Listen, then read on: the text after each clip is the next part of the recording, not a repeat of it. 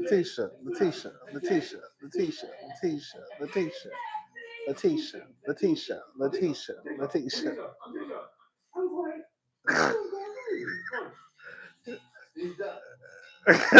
Girl, let me turn this off. Let me turn this off. I'm already starting to be messy. We ain't even got into the video good. And I'm over here starting off being messy. What's up, y'all? How's everybody doing tonight? Baby, he said Letitia, Letitia, Letitia, Letitia, Letitia. I said, I know that's right. Baby. Hey! I said, girl, let me shut up, baby. The way y'all windmilling for Dr. G in the comment section, I said, wait. What's up, Diva? What's up, Real? What's up, Golden BBXG? What's up, Kay? What's up, Vita? And a Nike? Is it a Nike? What's up, Star Childless? Jess. Jamie. What's up, y'all? What's up, Miss Crystal? What's up, Naya? What's up, The Real Zada? What's up, Tamara and Jada? What's up, Aaliyah? Baby, it's giving season 5 fight night. Baby, it's giving season 5 RHOP. Baby, I don't know what's going on in the comment section. Baby, I don't know what's going on. What are we watching? Girl, we watching the same thing. But we are not watching the same thing, baby. We are not watching the same thing. Girl, we not watching the same thing, baby. Ooh-wee. Ooh-wee. Ooh-wee. What's up, Natasha? I was going to go to New York on Saturday, and then I changed my mind. Girl, I was going to go to New York on Saturday. I was like, okay, I could go to New York. It's been a couple of weeks since the accident, and then I got nervous when the Delta, honey, started flipping the girl, turning the girl, flipping upside down, and all types of carrying on over there in Toronto. I said, What's up, hello, Mimi Kitty? I said, baby, I gotta go. Baby, I can't go. I can't go. I can't go. I can't go. I can't go. I can't go. My nerves already be bad, child. I said, baby, I gotta go. I gotta go somewhere else. That I can get there by car.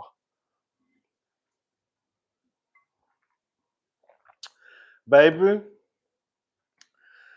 Oh, what's up, Natasha? All right, y'all. I really didn't want too much of anything. What's up, Harold? I really didn't want too much of nothing. That's the thing. Car crashes happen literally every day. Girl, all day, every day. And girl, we still get behind the wheel of a car. We still drive or get in a car. And we don't think two things about it. Now all of a sudden, a few airplane crashes happen, one collision, and now girl, we don't want to get on flights. Girl, it really is safer to fly. It really is, based off of the numbers. But because if you like me, who already I be wanting to know what's going on in the pit. What they doing up there? Are they taking a break? Like when the man get up, hey Rodney Boo, it's gonna be you and I and your RHOB. Hey, come on, baby. What's up, C. John the Gamer? It's gonna be you and I and your RHOBH review, baby. Y'all wrong. I'm telling you, y'all be on the wrong side of history, baby. I guess we're gonna be tussling in the Beverly Hills review, baby. But anyways, I didn't want too much of nothing, y'all. I just wanted to come down here and just run my mouth. Leah, our Beverly Hills was really good. It was really good. So this is the thing. Girl, you know what's so crazy? We all believe what we want to believe. We all see what we want to see. We all hear what we want to hear. We watch these shows and walk away really with a different perspective. What's up, So Joe? And it is so it's kind of mind-boggling to me how, like, with what's going on in American medicine, there are so many people defending Gregory Cicero Walsford. You can't say a goddamn thing to me. I see so many people defending Dr. G. And I think that is so weird. Yeah, I'm like, and I feel like if you want to defend Dr. G, but I feel like it's not based off of what we are seeing. It is not based off of, it's just not based off of the facts. Like, people are literally like on Twitter in my comments trying to tell me that Quad started acting the fool before Sweet Tea opened up her mouth, before Dr. G said what he said. And I can't even really have an honest conversation if you don't even want to be honest about how it all transpired. You see what I'm saying? It's not to take away what Quad said, but she didn't say until after Dr. G opened up his mouth. Be very clear. Girl. Does that make sense? So when we can't even get on the same page as it relates to how the conversation happened, who said what to whom first, then we not going, it's kind of like pointless to even have the conversation.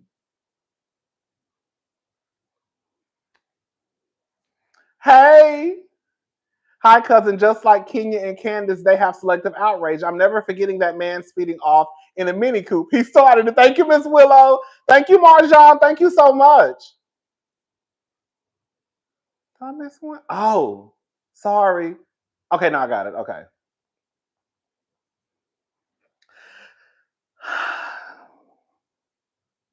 I do think it's a little strange.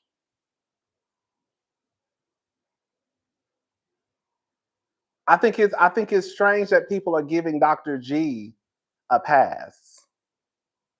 I think it's strange that people expect Quad to quit her job because Dr. G decided to come back to the show. I think it's strange that Dr. G and Quad have not seen each other after they got a divorce. And even though y'all claim that these are his groups of friends, he chose not to film with these group of friends until he got a wife. But somehow Quad is antagonizing him. Does that make sense what I'm saying? They know they don't like Dr. G. They stick it up for a man, right or wrong. Come on, Nia. Like, does that make sense? Like, if they haven't been around each other since they got a divorce, and Dr. G, with these being his group of friends, chose not to even film with the men because the men shoot their own scenes. Then when he finally comes back to, I guess, hang out with his friends, he has a wife. But y'all say that that's not antagonizing Quad. You have not been on this show since you left the show. When you finally come back to the show, you come back with a woman. Quad has not seen you. You have not seen Quad. So how is Quad antagonizing Dr. G when they have not seen each other after the divorce? And when they finally see each other, it's Gregory coming back to the show with a new woman. But somehow Quad is antagonizing Dr. G. Girl, like, are we been?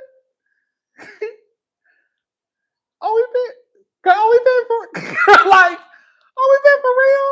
And let's not forget the charity Greg and Gumty was shading Quad unprovoked. Now when Quad reacts, she's a problem. Thank you, DB. I'm like, how does that go?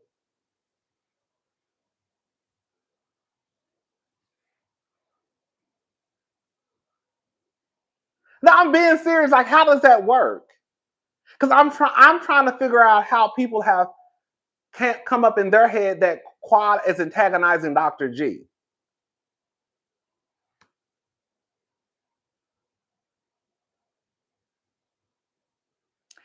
He literally comes back to a show that he has not been on for years.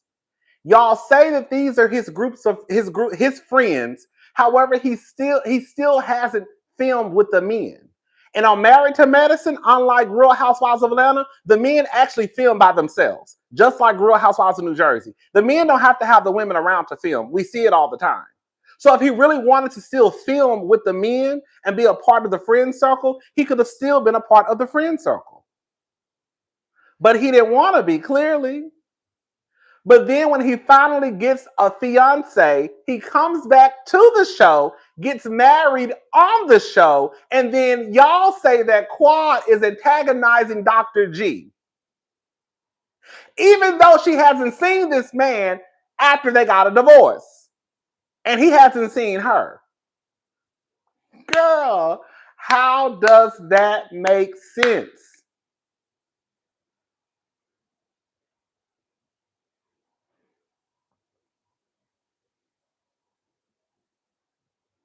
Okay, thank you, yes, thank you, Miss Dell. He filmed with the guys since Quad one time, like 3 seasons ago. That is true. I forgot about that. I think he did film with the guys. So if he wanted to film, thank you, Max. Quad wasn't bothered last year, was she? Wasn't bothered last year, was she? Yes, she was bothered. That's why she tried to get more money. This is the thing. Where Quad messed up is when Quad walked up to Dr. G trying to be the bigger person. And she gave him a hug. But I'm just going to be honest with y'all. Quad was in a damned if you do, you damned if you don't. Because if Quad would have acted a fool, y'all would have said that she's still in love with Dr. G. If she walked up and gave Dr. G a hug like me, I would have called her stupid. So Quad was in a position where it was lose-lose. If I cut up and act a fool because a nigga here, they're going to say I'm still in love with him. If I walk up and give him a hug, then they're going to say, girl, I'm stupid. Because I was one of the main ones saying she was stupid.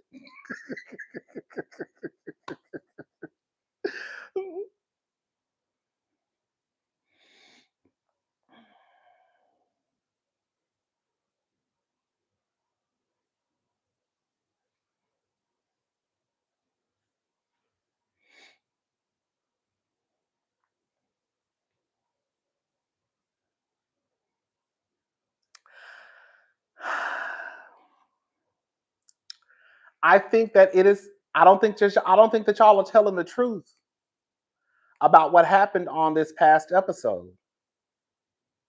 Dr. G tried to punk King at least 2 times.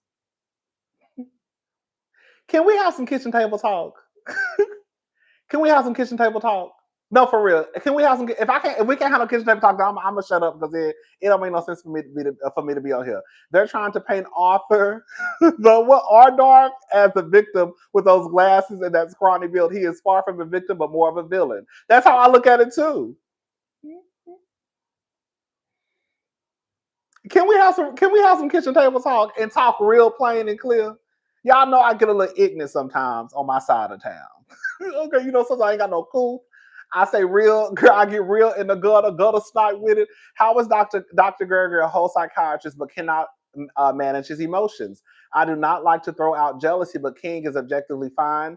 Gifted her roles and is wearing her out 15 times a week. Thank you, M Philosophy.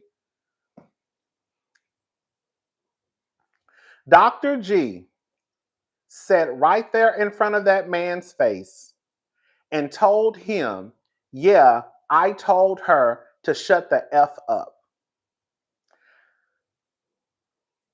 All I hear, and I'm not saying that is right or wrong, but all I hear are women and men scream from the mountaintop that a man's job is to protect and provide. Protect and provide, protect and provide. He then proceeded to get up out of his seat, walk over to King, and then walked off puffing on his cigar like he had just done something. So what is King supposed to do in this scenario?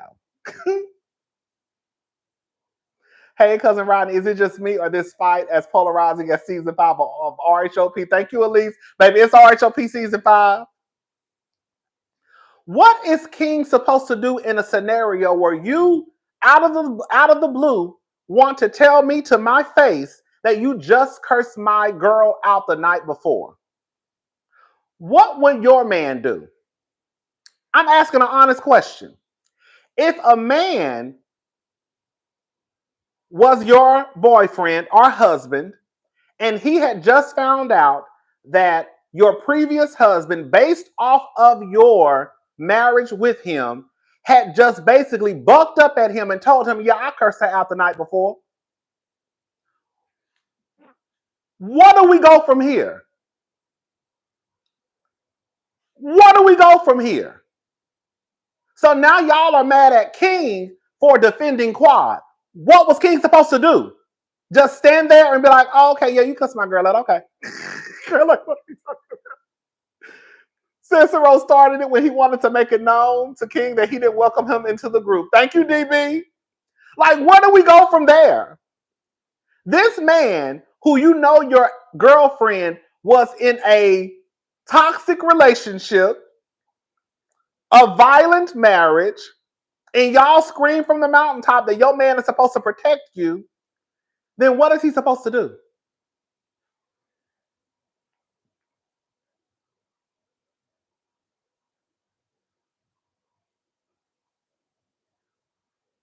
Because there's too many people online saying that King was wrong.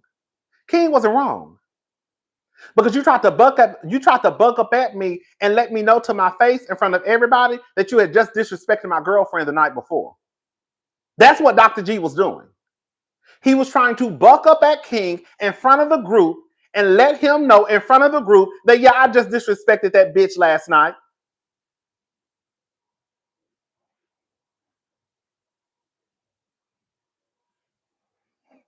Stand up for your girl, but also check her. King even said she's bringing the past to the present.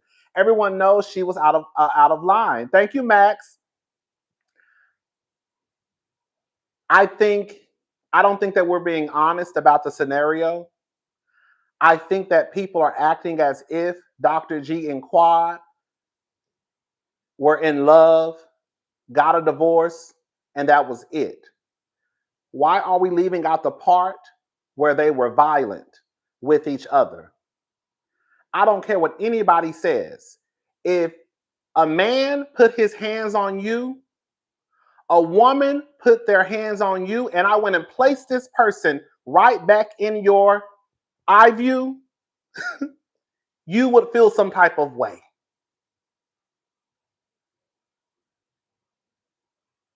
If a nigga had whooped your ass and pulled you by your hair down a flight of stairs, whether they was over there fighting or not, and I went and got this man and put him right back in the group, yes, you're probably going to feel some type of way.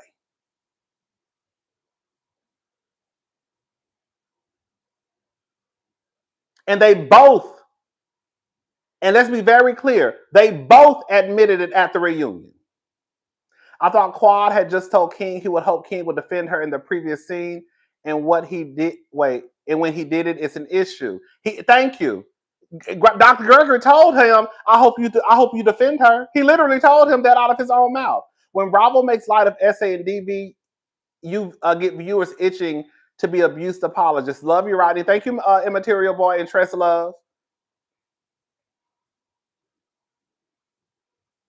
I understand that there was supposedly a police report and Quad had a mug shot. That still does not take away from the fact that they both admitted to putting their hands on each other at the reunion. And that's just what it is.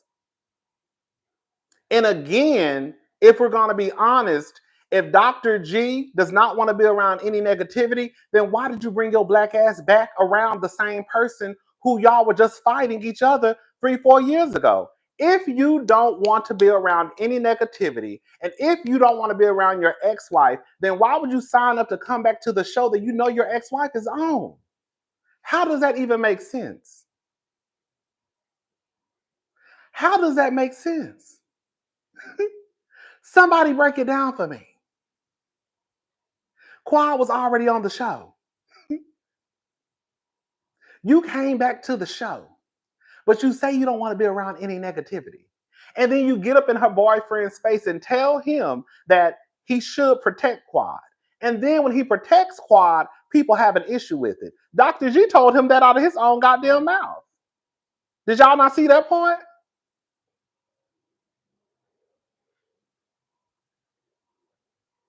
He got in this man's face and then told this man that I cussed your girl out the night before.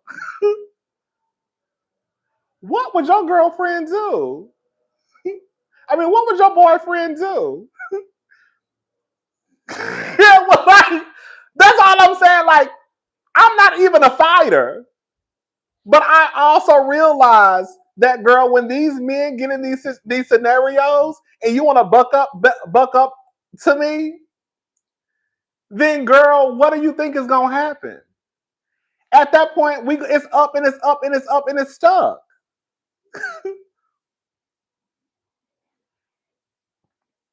Quad needs to go ahead and invite Jackie's husband, mistress, Cecil's friend on the show and get her lick back. Thank you, Sublime Life.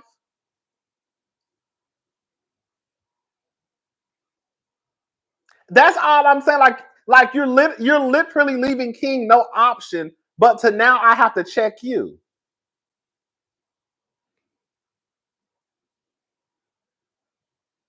Cecil just said in the comment section, girl, basically, Dr. G got a big fucking mouth. Y'all didn't hear that?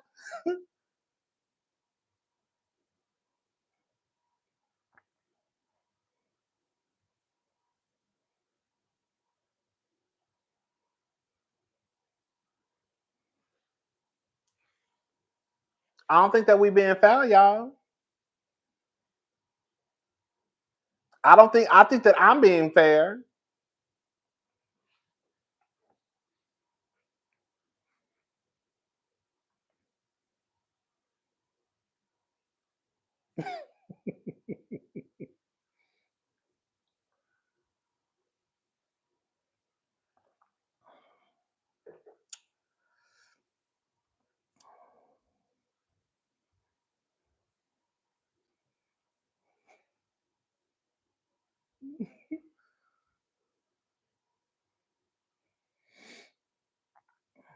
Dr. G is a messy queen and needs to live his truth. Thank you, Joelle. I just don't think that people are being fair or being honest when it comes to this whole Quad and Dr. G scenario. I just don't. And I think the hatred for Quad, for whatever reason, whether y'all think she's a hood rat from Tennessee, she don't deserve to be on the show.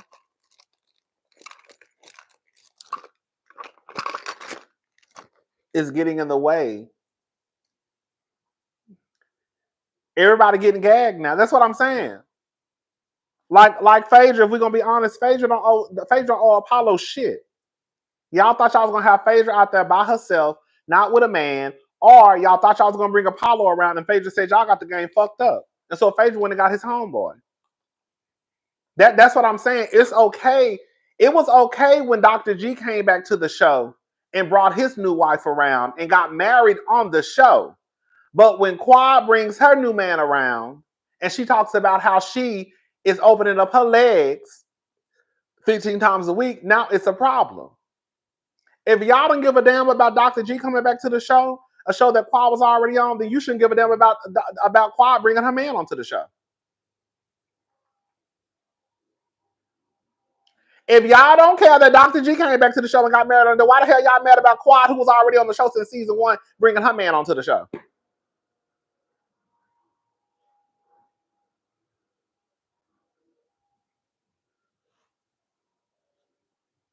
And now Phaedra went and got the homeboy to Apollo, and some of the people saying Phaedra wrong. Phaedra ain't wrong.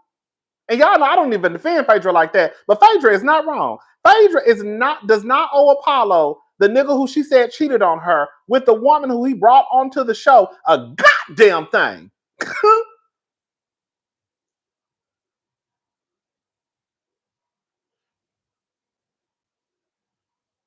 And y'all know I don't even see it for Faye like that. Girl, I don't give a damn about no goddamn Apollo. Sheik. Oh, Apollo, some loyalty. Phaedra don't owe the nigga nothing. Not a goddamn thing. Okay. Was King not at the pool party when Quad and G was going at it? How did he not hear what G said? Was he too confused to protect Quad in the moment? Thank you, MB. This is what I think. I don't think they heard Dr. G when he cursed at Quad. Let's be honest, Dr. G and T is saving Quad job in the show because she was damn near the same treatment as Mariah, and Mariah actually has storylines. Thank you to Honey07. This is what I think. Now I don't know this to be all of this to be facts, but this is what I think.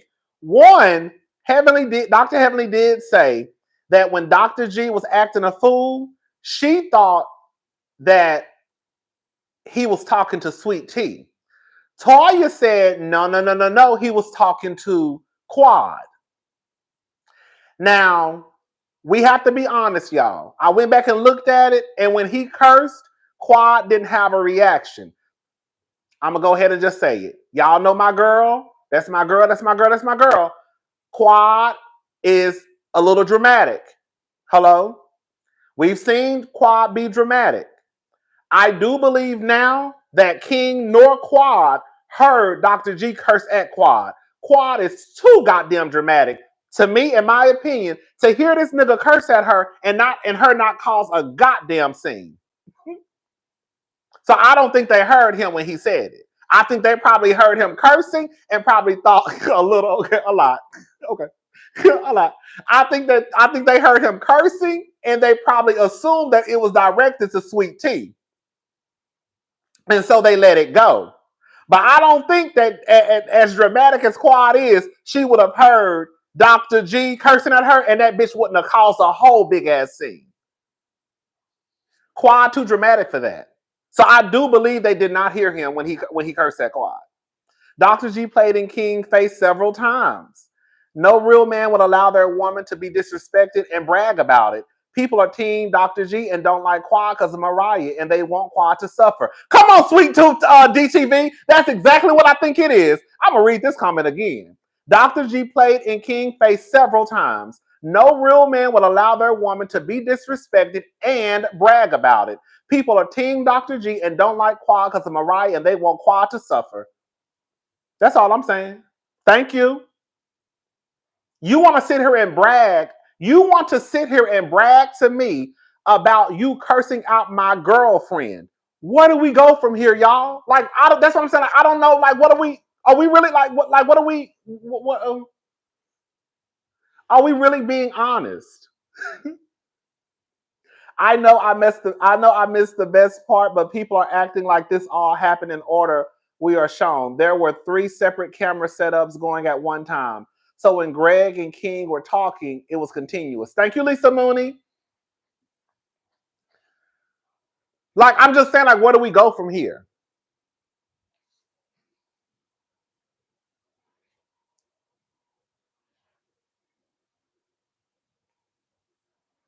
And I do believe that people are still pissed off at Quad because they think that Quad is the one who got Mariah kicked off of the show.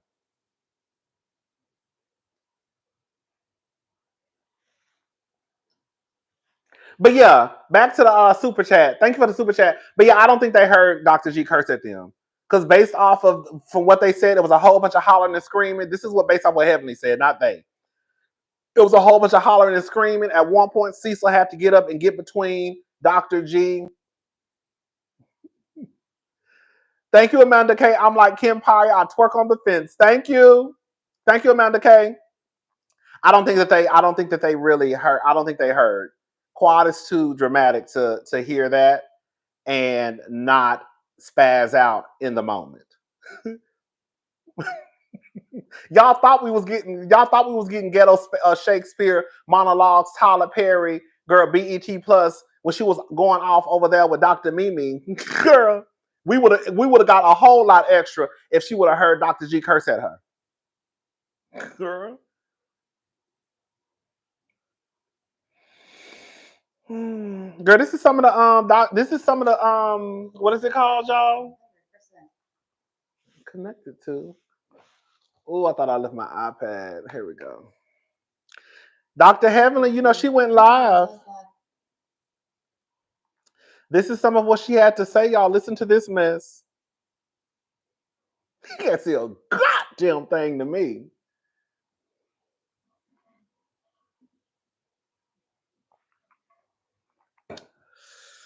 Ooh. Rodney's mad quick hair.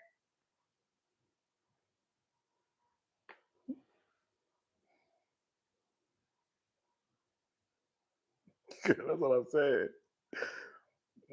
It is so crazy. Like people be like, "You so biased. You not being objective, girl." Tell me one thing. Tell me one thing, girl. Tell me one thing that I said that didn't happen on the show. Tell me. Tell me. Tell me, because the way I have went according to the timeline, that's the way it has been presented on the show. Quad and Dr. G were married. They came onto the show together.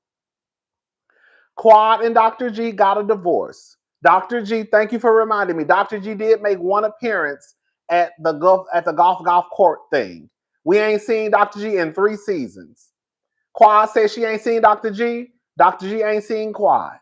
Dr. G come back to the show with his group of friends with a new fiance and got married on the show, but y'all say that Quad is antagonizing Dr. G. Girl. Now, mind you, this is also the same man who said he did not want to be around any negativity. But you coming back to the show that your wife was on. The same wife you said pulled a knife on you. She said you pulled her down a flight. You pulled her by her hair. This is the same wife, but you said you don't want to be around no negativity. The same wife who you said pulled a knife out on you, but you don't want to be around any negativity. He comes back to the show with his new fiance, gets married on the show. Quad ain't got no man. Quad got to suck it up and deal with it. We come back the next season. Quad got a man. Quad's got a man at home. They go on a couples trip for the show. Let's be honest. If G and Tanisha went to Married to Medicine auditions, they would not be selected. Stop playing in my face. Get them out of here. That's another thing, too. While, yes, I do believe that Quad could have been on the chopping block, I think Dr. Heavenly said that, too. We're not going to sit here and act like Dr. G and Sweet Tea would have got on the show without Quad. So the same way that you could argue Quad needed Sweet Tea and Dr. G and Sweet Tea needed Quad.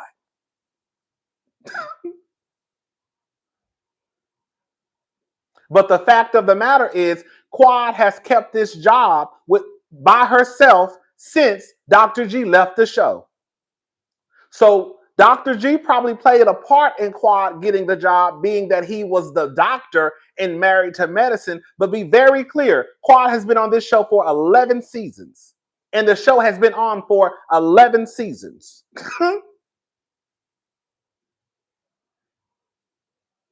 So with or without Dr. G, Quad was still managed to keep her position down at the show. Because from what I understand, correct me if I'm wrong, Quad been in the opening credits every goddamn season. Correct me if I'm wrong. Quad has been in the opening credits every season. Quad has been in every promo picture. Except for season 8. Somebody said except for season 8? Was she not a season 8? Was she a friend of season 8? Maybe that's true. I can't remember. But she been on the show for 11 seasons. That's what I'm trying to make. Okay?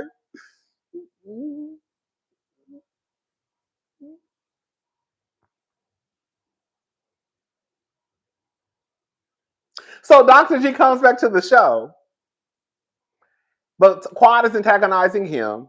They come back a second season. But see, at this point, just like some people trying to play with Phaedra. See, it was okay. It was okay. It was okay when he brought. Come on, pivot. Okay. Come on, you caught that, Aaliyah? Come on, baby. Girl, the point still remains the same. Okay. Okay, listen. Grab over here sipping on a little champagne. Okay, bitch. I'm over here sipping on a little champagne. Hold, let me take a sip. Hold up.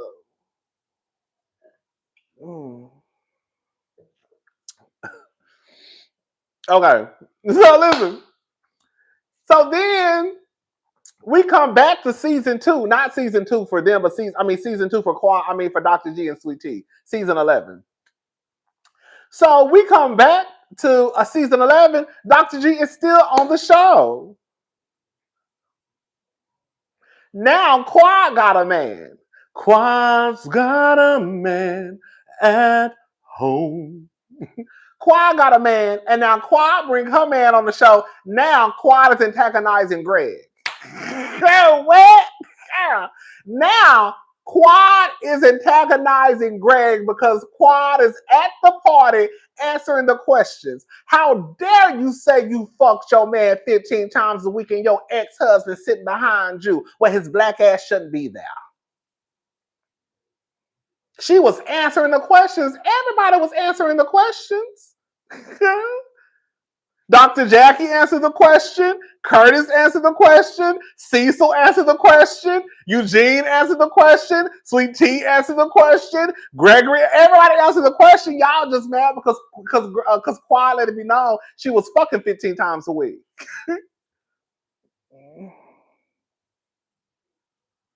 And then she said, girl, they asked about parenting, right? We just talking tonight. Then they asked about parenting, right? And they didn't know that King had a child. And then Quad said, based off of how he parents his daughter, I'm paraphrasing, based off how he parents his daughter, based off of the father that he has shown me that he is, it makes me want to bust it wide open and pop out a baby right now on the nipple.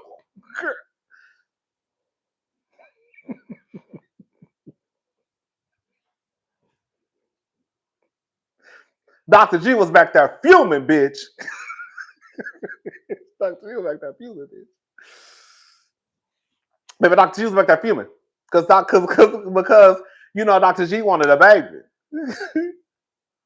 But they was over there beating each other ass, so a baby wouldn't have been good for that environment. Can we just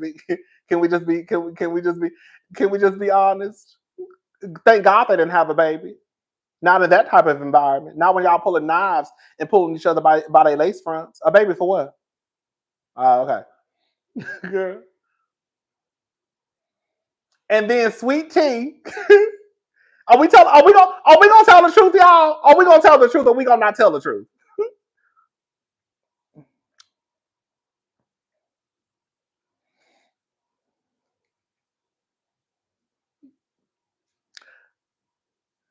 If you want to say that Quad started it by saying that she wants to bust it wide open for her man, then I guess that Quad started it.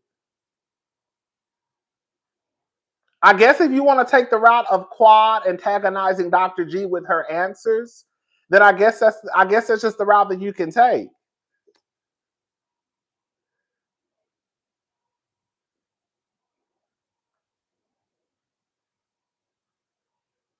But prior to that, no matter how you want to flip it, dip it, and spin it around, Quad hadn't said a goddamn thing to Dr. G.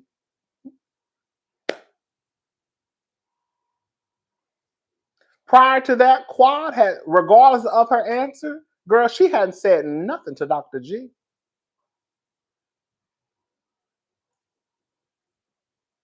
And I don't have to watch what I say on my motherfucking show. Girl, all the shit that come out of Quad mouth, now all of a sudden people want to start telling her what she can and cannot say around her ex-husband. Well, the ex-husband shouldn't even be there. If we're gonna be honest.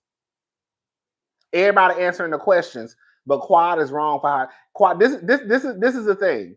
Everybody's answering the same questions, but people don't like how Quad is answering the questions because it makes Dr. G feel uncomfortable. That's literally what people are saying. Even though everybody's answering the same questions, we don't like the fact that Quad is answering how she's answering because it's making Dr. G feel uncomfortable. And because she's answering the way that she's answering, she's antagonizing him. The doctor, the psychiatrist. Catch that. She's antagonizing him with the way that she's answering the questions. She should just say he's a good father and leave it at that. Because I don't want to upset my ex-husband. I should just say what everybody else is saying. Oh, we have sex once or twice a week, even though we fucking 15 times a week. I should just say that. Because I don't want to make him feel uncomfortable. If Quad and King having sex 15 times a week and she's actively trying to get pregnant, then she should be knocked up by now. Either her eggs are fried or King is shooting blank. Something is wrong. I don't think she's ever said she was trying to get pregnant at that time. Now, maybe now, I think at the beginning of the season, I think she went to, what is it called? Or whatever. OBGYN. But just because somebody fucking 15 times a week don't necessarily equate to trying to get pregnant at the time either. And Quad could be on birth control. There's a lot of factors that could go into that. But yeah. So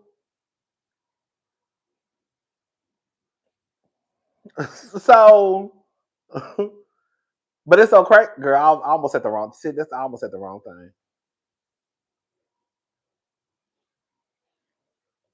Maybe that's Dr. G and Sweet T's case, though. You know what I'm saying? I don't know, though. Because from what I see on the TV, there's only one group, there's only one couple on there struggling to have a baby. I'm not trying to be funny, but based on what I've seen, there's only one couple struggling to have a baby. You know what I'm saying? So I don't know. But I'm just saying, I'm not trying to be funny. I'm not. I swear to God, the honey will say I'm not trying to be funny. But I'm just saying, like, that comment will probably more so go for Sweet T and Dr. G, being that we know that they are struggling to have a baby. Like, we don't know if Quad is struggling to have a baby. You know what I'm saying? But anyway, so yeah. But so Dr. G, I mean, Sweet T said somebody's lying. Girl. Sweet T said somebody's lying. And then Quad turned around and said multiple times a day. See, y'all forgot all about that part, baby. Don't back on the napkin, you. Y'all forgot all about that part. Girl, Quad. So Sweet T said somebody's lying. Quad heard Sweet T say that, and then Sweet T turned around and then Quad turned around and said multiple times a day, and then she turned back around. Girl, y'all not paying attention to what's happening on the screen. Y'all making stuff in y'all head of how y'all wanted it to go. Girl. And then, let's be clear, okay? And then, she still hadn't said nothing to Dr. G. Then, Sweet T and Greg answered the question about how many times a week they have sex. And then Quad made a comment about what they had just said. She literally did the same thing that Sweet T did. But some way, somehow, people are looking over that Sweet T made a comment about Quad's sex life first. So if Sweet T made a comment about Quad's sex life, saying that she's lying about having sex 15 times a week, then when Sweet T and Dr. G answer the question about having sex, and then Quad makes a comment about their sex life, then why is it a problem? Because Sweet T made the comment first. Now, it wasn't that big of a deal. It wasn't. Sweet T and Quad were not fighting. They were not about to tear the house down. It wasn't that big of a deal. But the fact, we dealing in facts. The fact is, Sweet T did make a comment about Quad's sex life first. And then Quad made a comment about Sweet T's sex life second.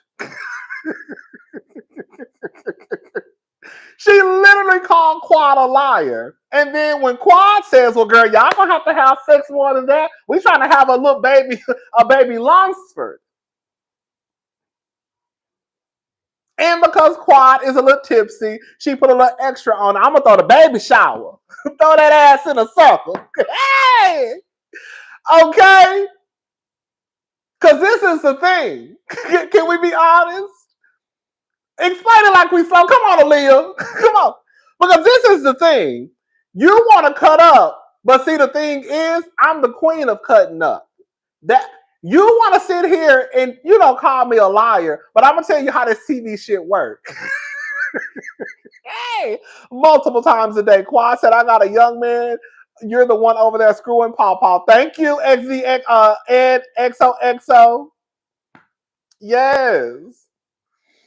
And after that, I forgot the next question.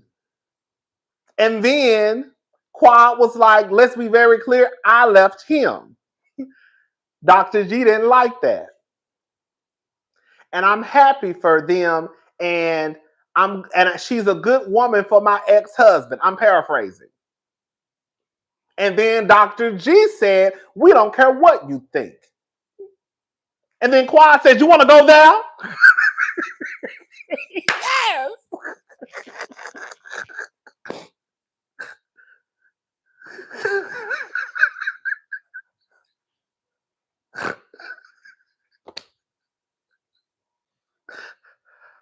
Oh, child.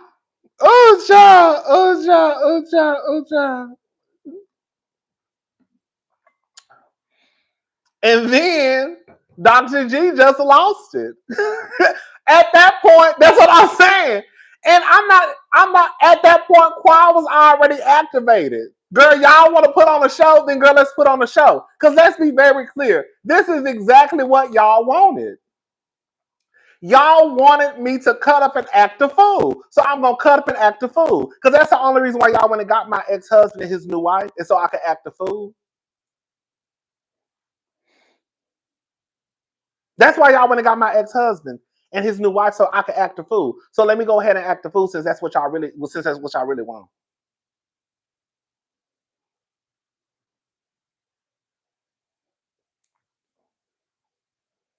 And then Dr. G just started spazzing out. Girl, I just thought of something. Hold up, y'all.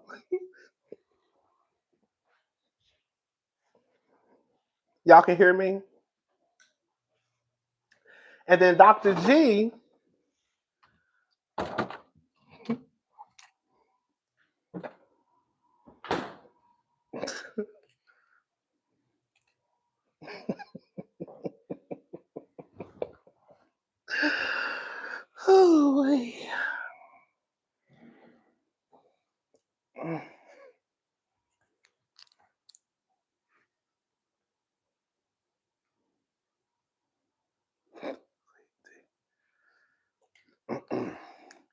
Then Dr. G started spazzing out and he was like, be good, be good, be good. She good, we good, you good, babe, be good. This is sweet tea. This is sweet tea. This is sweet tea. This is sweet tea. Be good, you good, babe, we good, babe. She good, we good, be good, babe. Be good, babe. Be good. Girl, he was losing it. I said, oh, girl.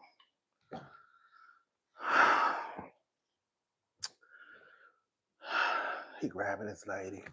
Be good. Be good. You good, babe. Be good. You good, babe. This sweet tea. Be good, babe. Be good. I said, oh, girl. She losing it, girl. I said, oh, girl. I said, girl, he is losing it. Girl, he is spazzing out, girl. I said, oh, girl, Sweet Tea ain't even did nothing. Girl, Sweet Tea ain't even did nothing. You pick up a new object every time you do it. Thank you, Elise. Okay, I'm serious. Girl, that lady ain't even did on some real shit, and I'm being dead ass. I wasn't there, okay? But based off what I saw, Sweet Tea and Quad, that little back and forth they had really wasn't that big of a deal. The folks are really mad at the fact that King didn't silence and embarrass Quad like Dr. G did Sweet and Low. Haters want Quad to be humble so bad. Come on, let's talk about it. That's how they do. That's how they do Dr. Heavenly. That's how they do Dr. Heavenly. People want King to tell Quad that she's dramatic, she's team too much, you still in love with that nigga. The same way that Dr. G has been embarrassing Sweet Tea. The same way they want Dr. Damon to basically embarrass the shit out of Dr. Heavenly. And Dr. Damon not going to embarrass Dr. Heavenly like that. And the thing is, that's another thing. It's so crazy because there are so many people that I see every week, whether it's Instagram, Twitter, who are always like, you always have your partners back in public and check them in private. So why does the rule change for Dr. Heavenly and Quad? Why isn't the rule the same of you have your partners back in public and check them in private? Isn't that what people always say all the time? Now, all of a sudden, the rules are different.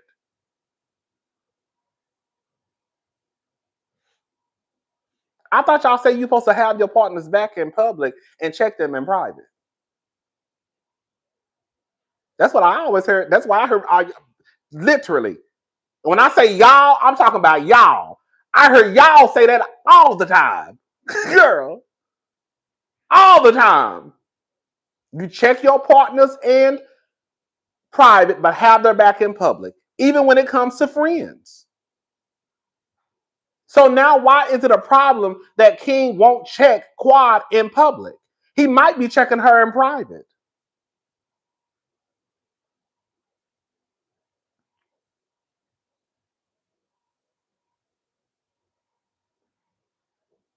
I'm just saying.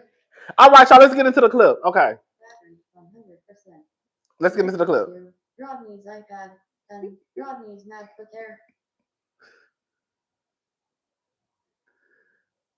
Baby, that's not what we saying, Kisco. Kisco, we not saying Quad didn't run her mouth. We all know Quad ran her mouth. But Quad ran her mouth after.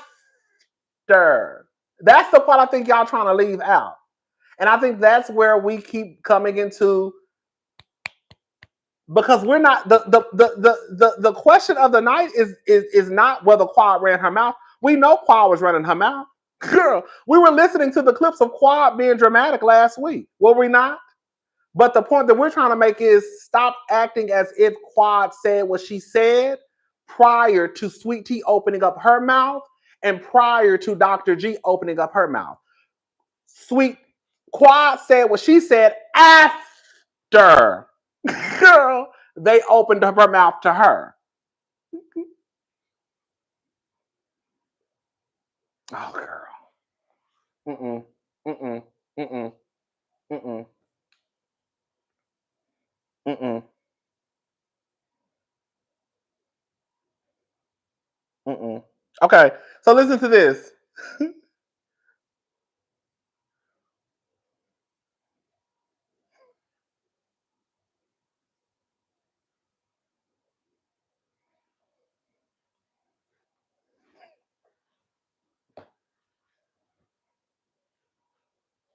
You know what's so crazy? You know what's so crazy? We always scream, all of us. We always scream, you can't do something to somebody and tell them how to respond. And that's what I'm saying. Like the rule, like literally in the words of Candice said, the line is always moving. We say all the time, you can't do something to somebody and tell them how to respond. Sweet Tea can call Quad a liar, but then Quad can't respond. Dr. G can open up his mouth to Quad, but then we have to tell Quad how to respond. But I thought y'all said you can't do something to somebody and tell them how to respond. I thought y'all said that, girl, when you in a marriage or a relationship or friendship, you check your friends and man and woman in private, but have their back in public. Baby, the line is always moving. I can't keep up. Next week, we're going to be back to screaming that, girl, you can't do something to somebody and tell them how to respond. I'm just saying, y'all, it's hard for me to keep up. It's hard for me to keep up. I think the issue this week is that King expects G to apologize but it's okay for Quad to continue to talk to G the way and expect no response. Defend your woman, yes, but we don't know if he checked her. I get it.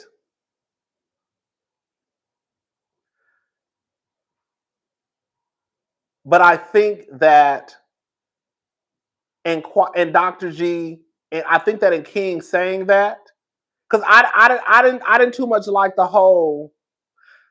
And King saying that, I think that was more so because of y'all background. I'm not saying that is right, but what I'm saying is this. Can we just talk real plain and clear? Ain't no man gonna let no other man talk to his wife or girlfriend crazy. So while I don't agree that anybody can say anything to somebody, I don't agree with that. I don't give a damn if you are a woman. If you say something to somebody, they can say something back.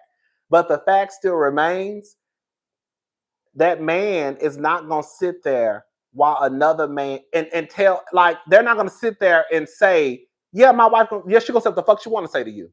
You see what I'm saying? She going to say what the fuck she want to say to you. You ain't going to do a motherfucking thing back. Sure. I'm not saying it's right. But what I'm saying is, girl, on some man-to-man shit, girl, that's how the conversation going to go. Your wife ain't going to say nothing to me. Yes, the fuck she is. That's how it's going to go. Even though for me, y'all know I don't believe in that. I believe that, girl, I can get into an argument with a woman can get, and girl, we can be done with it.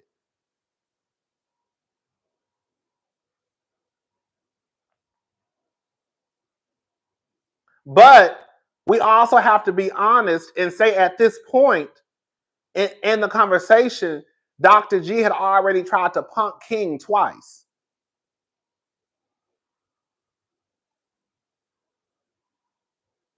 And can we be honest? I'm going to go ahead and say it. I said it the other night. I'm going to say it again. Dr. G knows exactly what the fuck King is saying. Because let's be very clear. We're not even going to talk in code tonight. When Dr. Heavenly was down to the World Wide Web, calling Dr. G a whole motherfucking pedophile, when she got into it with Sweet Tea, I knew what Dr. Heavenly meant.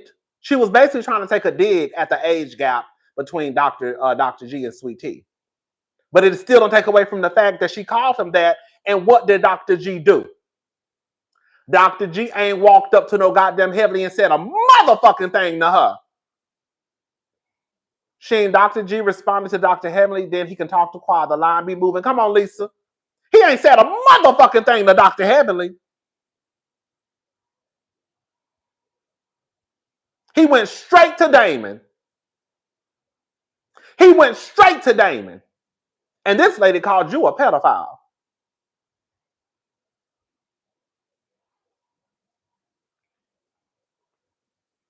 So, if my girlfriend say something to you, then you need to come to me. Again, I don't believe in no shit like that. Okay? But I understood what King was trying to say. If she say something to you, you come to me. Because that's how this group has decided to move. King knows about the past in detail. Anything Quad says, Dr. G is reparations. Thank you, Liberia Rose. And Dr. G is a man who's pushing 60, is a doctor, has education. He should be able, but we know that's not the truth because we've seen how Dr. G act on TV. He should be able to walk up to King and say, hey, this is how men act if we want to be honest about it. Believe it or not, I'm a man. Y'all might not think it. Hey, can I have a conversation with you?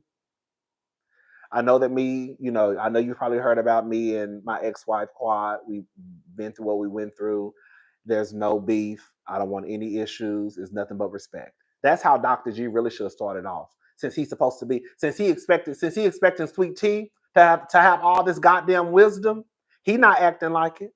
Because if he really wanted to be a man of all the men, he would have pulled King to the side like a man and let him know that ain't no beef between me and my ex-wife. And if I have a problem, I'll come to you. But being that he don't like quad, that's why the rules have changed. Dr. G is pushing 60 years old. He's a psychiatrist. He's a doctor. He's well educated. He should know how to open up his goddamn mouth and go talk to that man to man. If we being honest. And this is coming from a punk. And I even understand that. He should have pulled that man to the side to let him know from the rip, it ain't no smoke between me and Quad.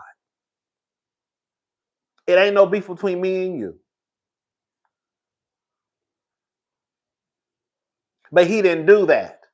He wanted to puff up his motherfucking chest, sit in a chair, smoke a cigar, let him know I just cursed your girlfriend out the night before, get up, walk across the beach, you defend her if you need to, walk away, puffing on a cigar. But somehow, some way, that nigga is the victim.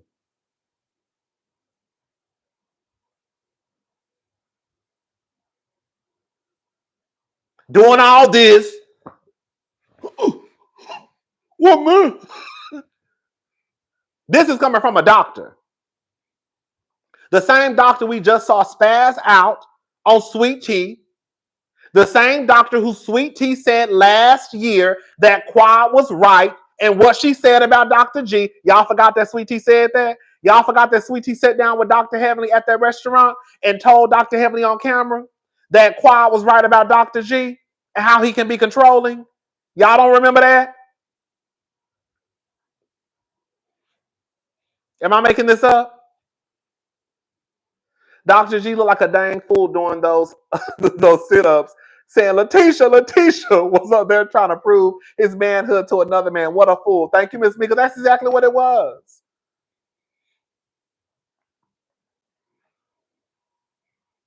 I just think that it's absolutely weird that so many people are defending Dr. G in the name of, I guess, because you hate Quad.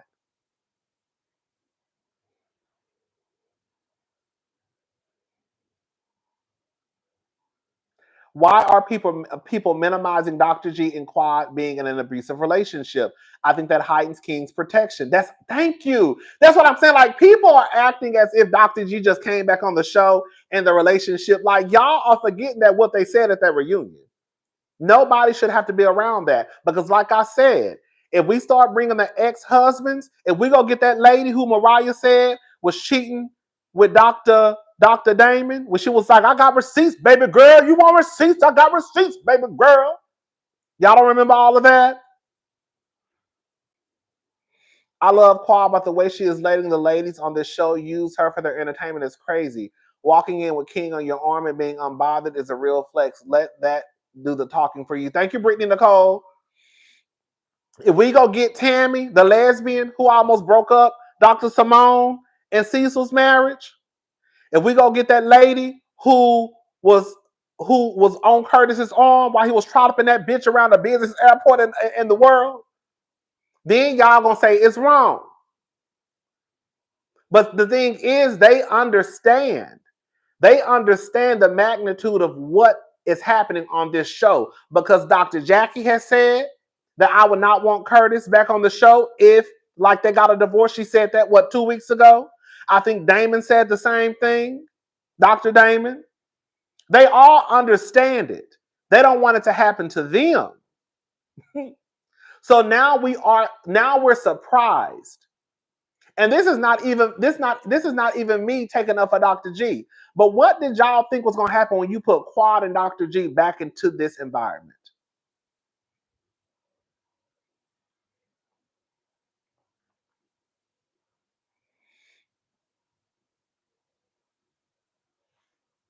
What did y'all think was going to happen? Like, what did y'all think was going to happen? Like, what do we go from here? A fight gonna have to happen. It's not like we left the marriage on this lovey-dovey. Girl, we just fell out of love and we're just getting a divorce. We love each other.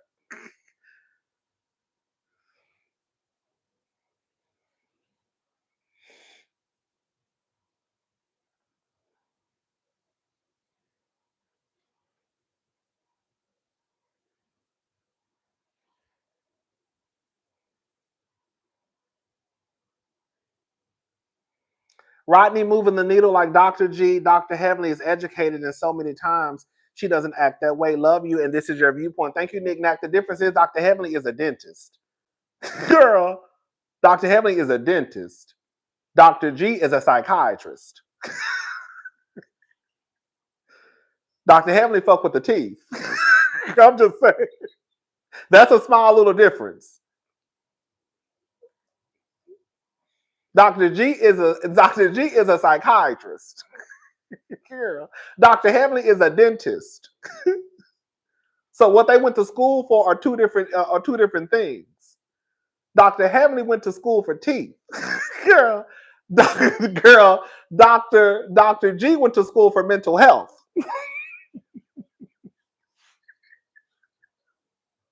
And he can't seem to get it together. Girl, I feel like that's a difference to me. That's a difference for me.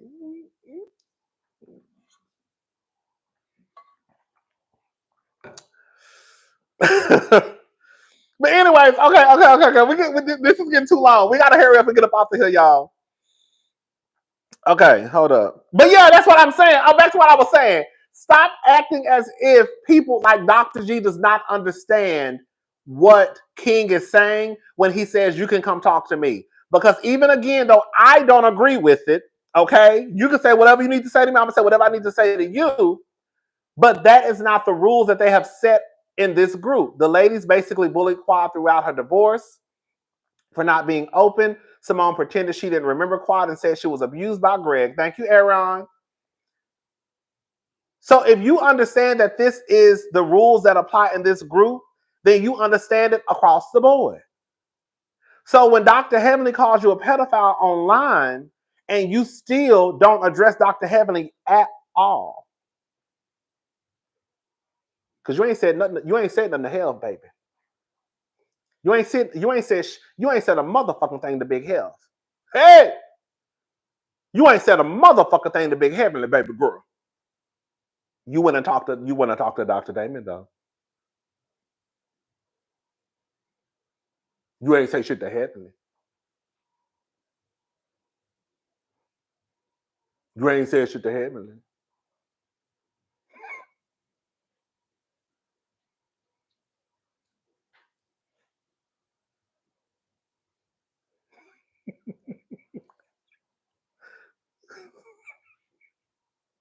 So now all of a sudden you don't know how to walk up to Greg. I mean, you don't know how to walk up to King. And even if you did not want to talk to King one-on-one, you could have said, "Hey, Cecil, I want to have a conversation with King. Do you mind being there?" There are so many avenues that Dr. G could have taken to make sure that there was no tension between he and Quad if he really did not want it to be any type of negativity. You see what I'm saying? Dr. G could have walked up to King and had a conversation with King man to man. He could have asked Cecil, Curtis, Dr. Damon, "Hey, I want to have a conversation with King. Do you guys mind being there? Because I want to let him know ain't no smoke between me and Quad."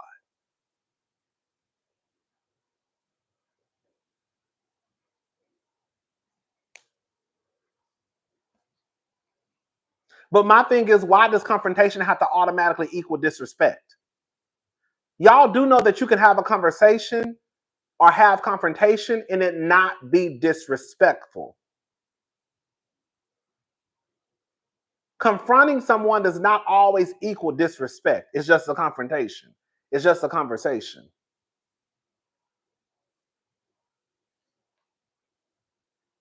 Unless, let me shut up.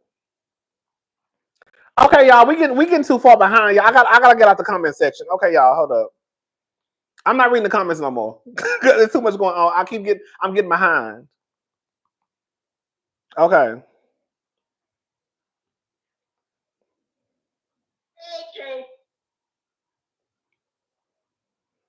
Listen to this, y'all. This is Dr. Heavenly on her channel. Greg came for the smoke. He was all in that dude's face doing his chest like, "Man, yeah, I told your wife to shut the fuck up." He was already bothered. He fell off the boat. He see this man that looked nice. He see Quad with the man. His heart's still with Quad. The girl go running after him. You know what I'm saying? He's upset and she don't know why he's so upset because he hurt. And Quap playing in his face. Quap was wrong as hell. I'm just gonna say that that's my girl. But the man, he came for the smoke.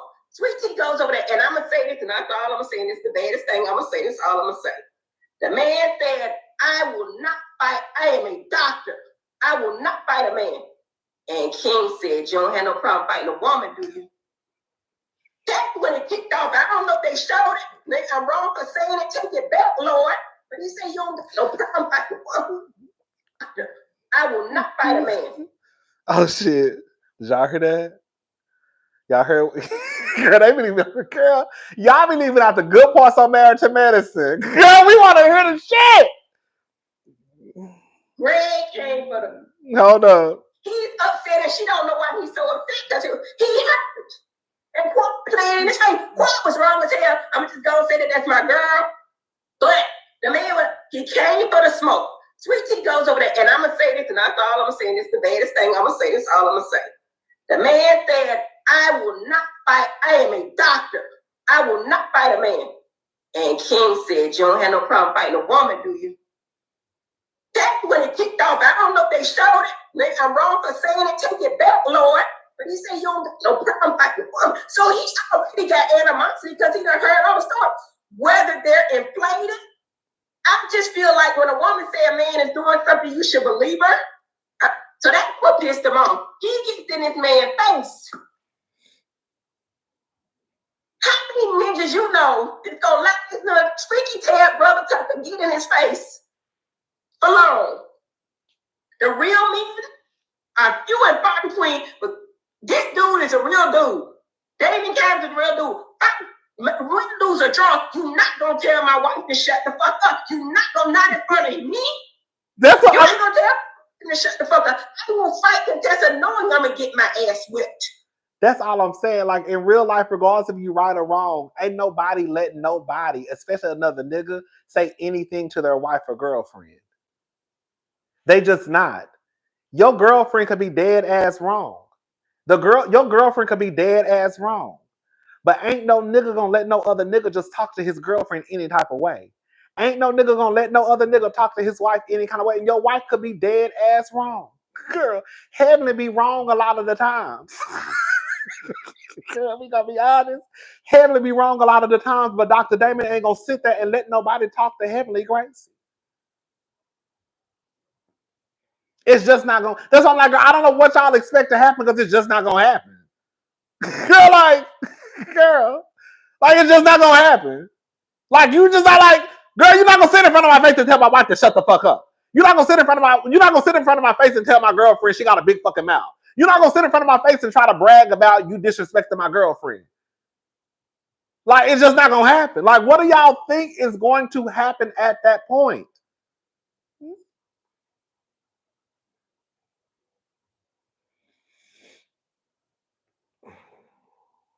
Did you tell my, so I don't know what kind of bullshit ass men y'all got out there. I'm telling y'all straight up, my sister could be dead ass wrong. My sister's husband is not gonna let no nigga sit there and talk to my sister crazy. Girl, and my sister could be dead ass wrong. He not gonna sit there and let no nigga talk to her crazy. It ain't gonna happen.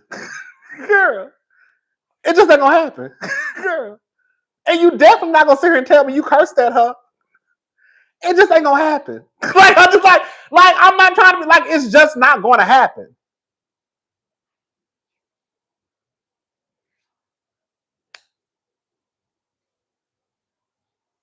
Because I don't know.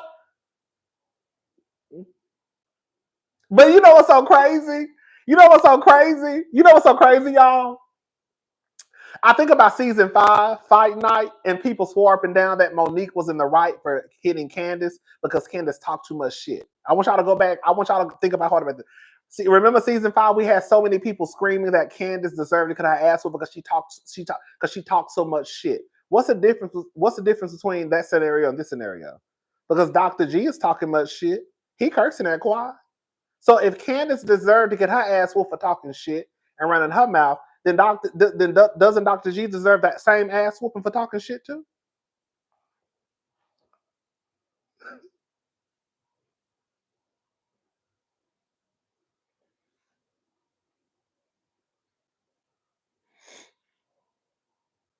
Any man, I don't care if we having an argument and a fight. If somebody tell Heavenly to shut the fuck up, and he right, you got a problem with my wife, come talk to me. She can say what the fuck she want to. You can't. Greg came for the smoke. He was all in that dude's face doing his chest like, man, yeah. Again, I'm not saying it's right because I don't believe in the whole I can't talk to a woman can't talk to me. But I also live in the real world. And I know that it doesn't matter if the woman is right or wrong. No man is going to sit there and allow his woman to be disrespected. It's just not going to happen.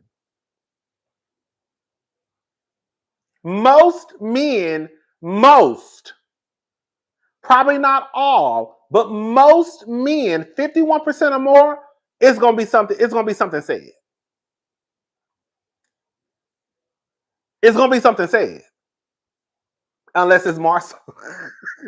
Come on, bitch. Come on. Unless it's Marcel. Marcel will let you sit there and talk to his wife crazy.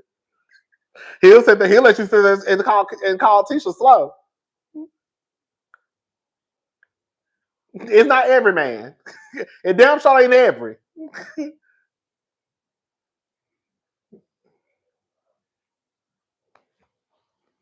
Yeah, it ain't every. Okay. Girl, I don't even care about marriage and medicine no more, girl. I'm tired. Girl, I'm tired of talking about marriage. Girl, I really don't care no more. I'm over it, y'all.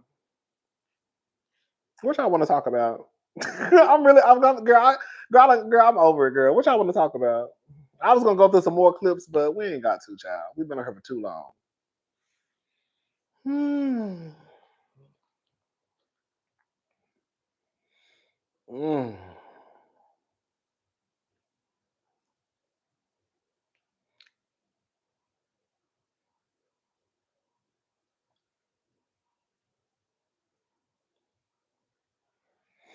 Karen. Oh, girl, Karen. When I say Karen ain't shit. When I say Karen ain't shit. Karen ain't shit. Karen ain't shit. Karen ain't shit. She ain't gonna never be shit.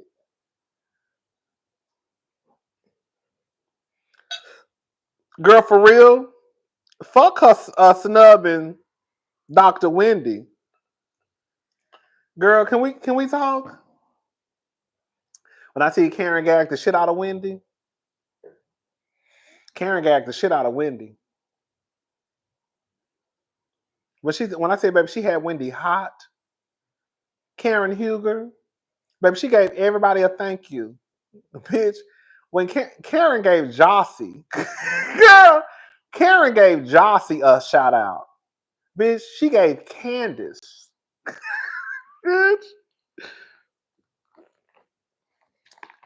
Bitch, she gave Candice a shout out. Girl, I think she gave Jazelle a shout out. And Jazelle was wearing her out the most in the confessional.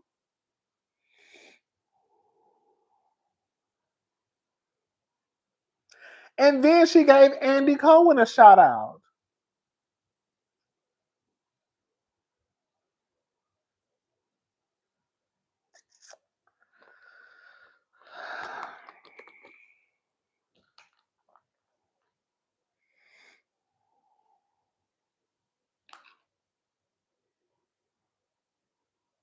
And then said that girl, she was going to rehab for taking antidepressants with alcohol. I tell that Karen, that's a bullshitter. I say that's a bullshitter if I ever met one, baby. I tell you that Karen is a bullshitter, baby. I thought you said you was drinking because your mama was dead. Isn't that what she said?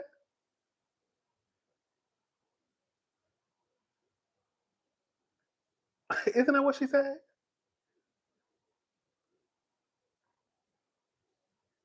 Did she say that she was drinking because she was grieving? Girl, now is it because I was taking antidepressants?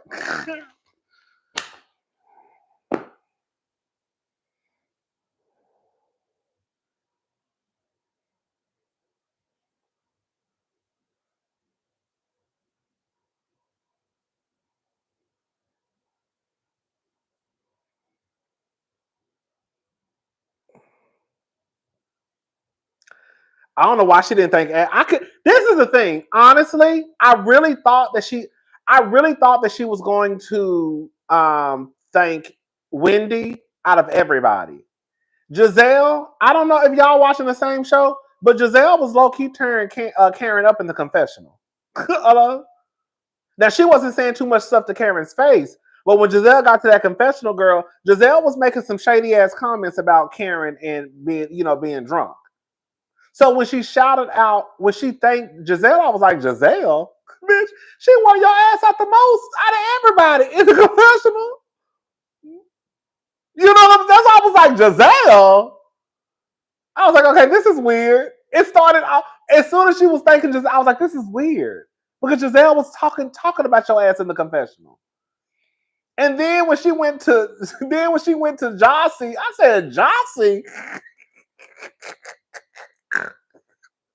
And then that bitch said Candice. I said Candice. I said, oh baby, Karen is pulling a stunt in a show, baby.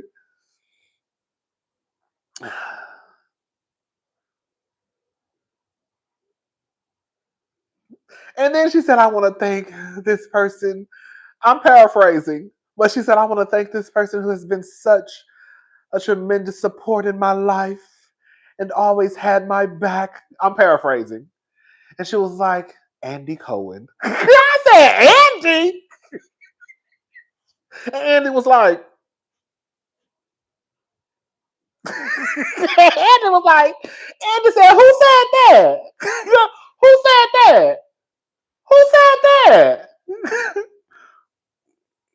I said, oh, baby Karen. Baby, I said, baby Karen is pulling the stunt in the show, baby. But that's what Wendy get. I'm really, I've been saying this and I'm not changing my stance. I don't give a damn. That's what Wendy get. That's my girl. But that's what that bitch get. Girl, she ain't had no business being Karen's friend. But she wanted to be liked by the fans. Karen used her. They used each other. Let me say it that way. They used each other. But Karen, being the snake that she is, bit Wendy in the back. Because you can say what you want to say about Wendy, but Wendy has been loyal to Karen.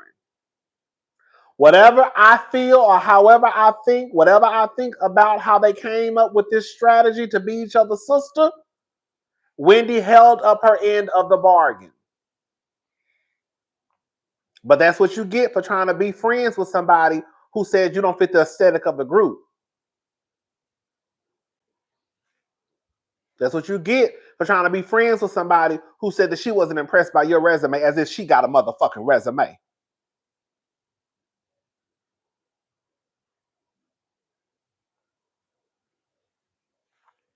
Girl, you over here paying your man bills and you got the nerve to talk about you ain't impressed with my resume. Girl, what?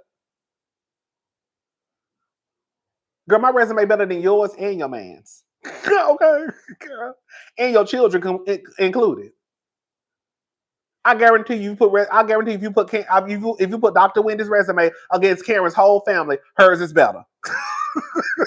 Okay? And she has more accomplishments. Girl, can we talk about it? Girl. I said, girl, what? When she said that shit, I said, well, what the fuck? I have been consistent about Dr. Wendy from the get-go. That's one thing the girls can't say about me, girl. I have been consistent about Dr. Wendy and her accomplishments. I don't like when the girls try to take away from the girls and what they've accomplished. I ain't no hating ass bitch like that. You know what I'm saying? Give the girls their flowers. Bitch, it's hard. It's hard out here for a bitch to get 1 degree. This hoe got 4. You know what I'm saying?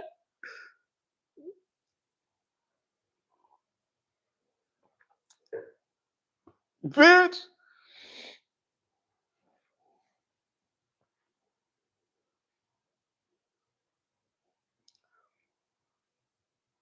Anyways. Right. But yeah, it is what it is, though. It's gonna be what it's gonna be. Karen is a mess, baby.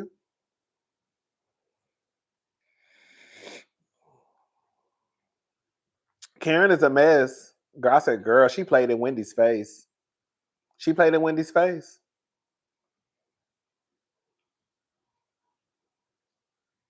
Right. Girl, I'm not. Y'all not about to get me worked up. Girl, I was on the phone the other night with my friend. Girl getting worked up over. Not really. Girl, when I say I'm getting worked up, I really don't be worked up over these girls like that. No, season 5, y'all. No. That's a lie. Season 5, y'all. Y'all motherfuckers had me worked up. Season 5, y'all had me worked up. I'm not gonna lie. Season 5, I didn't quit YouTube. I'm about to go back to work. I'm like, this shit. Good, fuck this shit. This shit is crazy. Good, this shit is insane. Okay.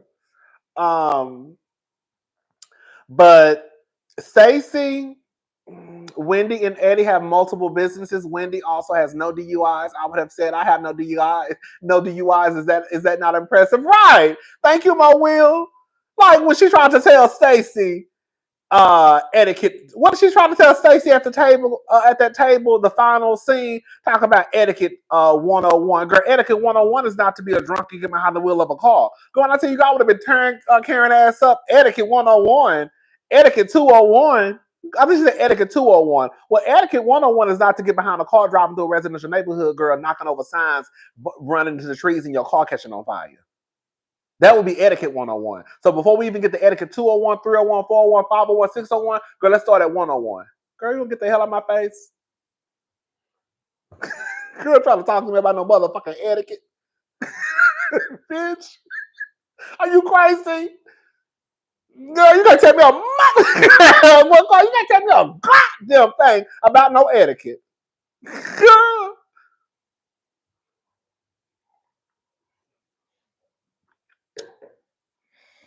Bitch, trying to teach me something. You gotta get on my face. You better get on my goddamn face. Yeah, you better get on my motherfucking face. I'm just playing, girl. I just be cutting up. Shout out to the new people, girl. We cut. I'm sometimes I'm dramatic. Girl, I'm the one on YouTube that be a little bit dramatic in my delivery. Okay. I'm a little dramatic over here. Okay. I'm the dramatic. I'm the dramatic one on YouTube. I do a whole bunch of going up, down. Girl, fuck up. I don't give a fuck about that bitch. You know, and then I come back down. I be like, y'all, what y'all doing? You would think that I'm probably, you would think I'm a little crazy, but I swear to God, I'm not. I'm just dramatic. That's it. I always got something to motherfucking say. Yeah, he's so dramatic. That's why he be defending Quad. What's up? Make it make sense. I'm just. That's it. That's it. It's all fun over here, baby. But yeah, I don't know about Stacey. I don't know about Stacey. I don't know because I'm not gonna get worked up until I watch the episode. From what the people say, etiquette 101 ain't drinking and driving like Mario Kart. Come on, peace to Mateo. You know, I have to watch the episode because from the looks of it, I don't know. From what the people say, that Stacey paid TJ.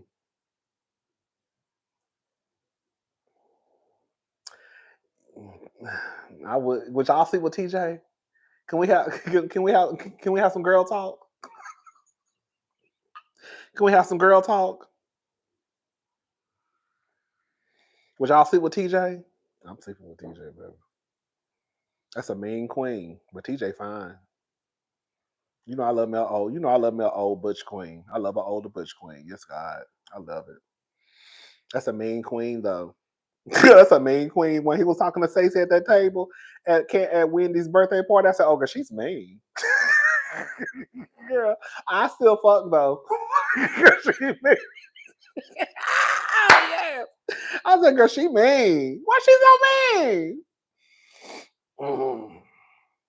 Wendy is that girl. She was the only first Black woman to get her doctorate in public affairs, period. She should be in charge of the girls. Come on.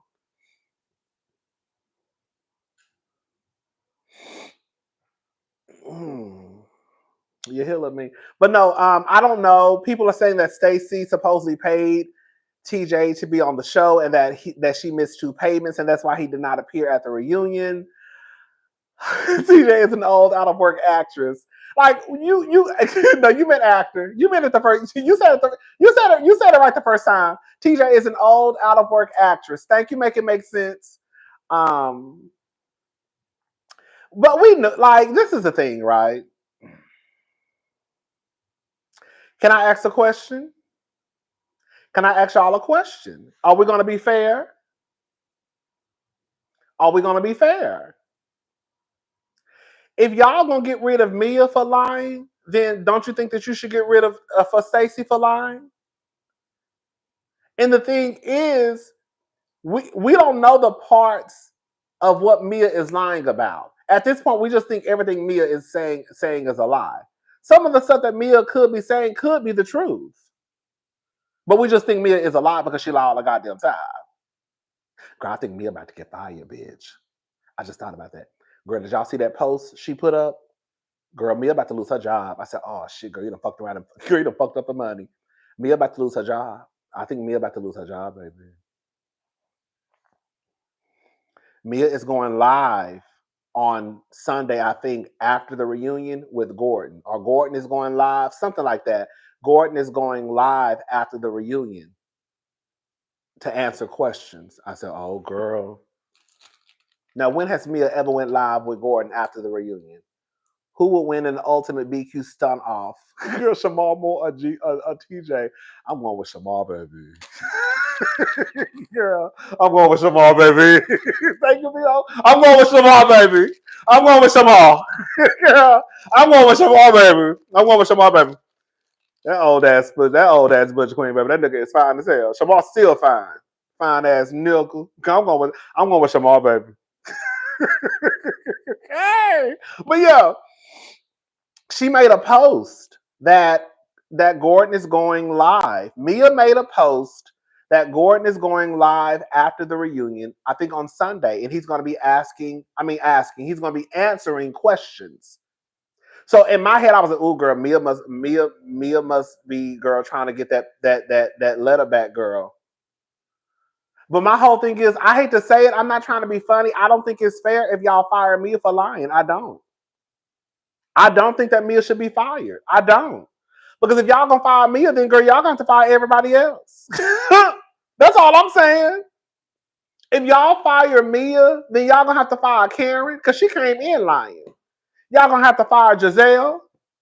Y'all gonna have to fire Stacey.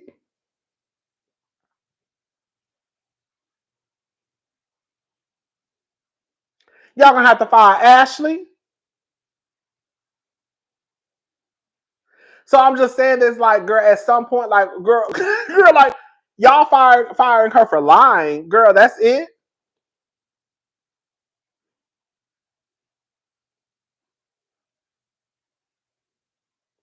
Hell, y'all didn't fire her when she was over there, girl, whooping on Wendy. Wendy, too. Girl, I'm about to block your black ass. Girl, Wendy ain't got nothing to do. Girl, now what Wendy got to do with this? What Wendy got to do with this?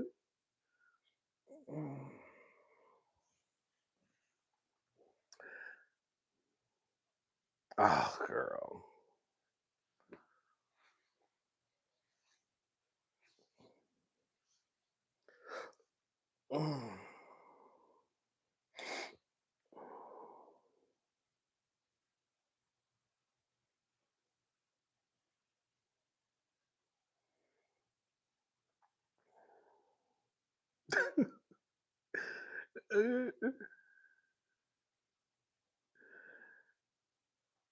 I don't know. Like, I don't get it twisted. Mia was a lot this season. I'm not trying to defend that Mia and her storyline wasn't a lot, because it was a lot. However, I don't think that falls on Mia. I don't think that falls on Mia.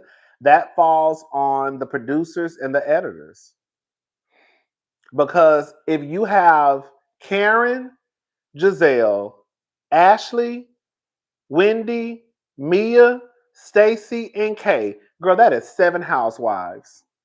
7.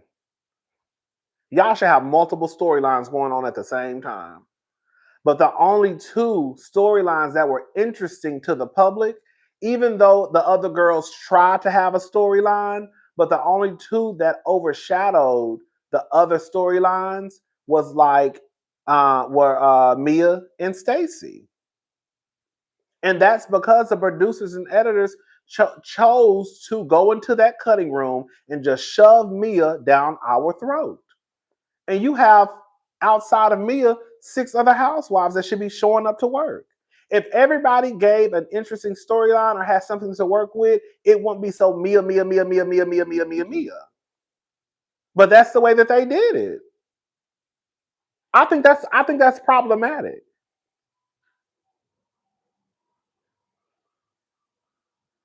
And on some real shit, clearly, if it wasn't for Mia, we wouldn't have had shit to talk about. Now, I know that the people think that Mia be lying, but it doesn't take away from the fact that, girl, if y'all had something else to talk about, then I guess y'all would have shown it. But if you take away Mia, then, bitch, the other girls ain't giving shit. They don't want to tell their truth. They don't want to tell their reality. You got Jazelle on camera talking about she likes to slob on knob. Jazelle, who are you dating? You're on the Real Housewives of Potomac, and you're making a comment that you like to slob on knob. However, and I'm taking that as though, girl, are you dating someone? We need to know. I feel the same way about Kyle and her lesbian relationship over on Beverly Hills. I don't think that you should force someone to be on reality TV, but we should at least have an idea of what's going on and you not trying to hide the truth with lies. And that's what happens a lot on Potomac. They try to hide the truth with lies. Or they try to hone in on somebody else's storyline so they don't have to tell their own. Yeah, Mia got what she got going on with Gordon, and Ink is permanent and all that shit. What the fuck you got going on, Jazelle? What the fuck you got going on, Wendy? Outside of you turning 40 years old.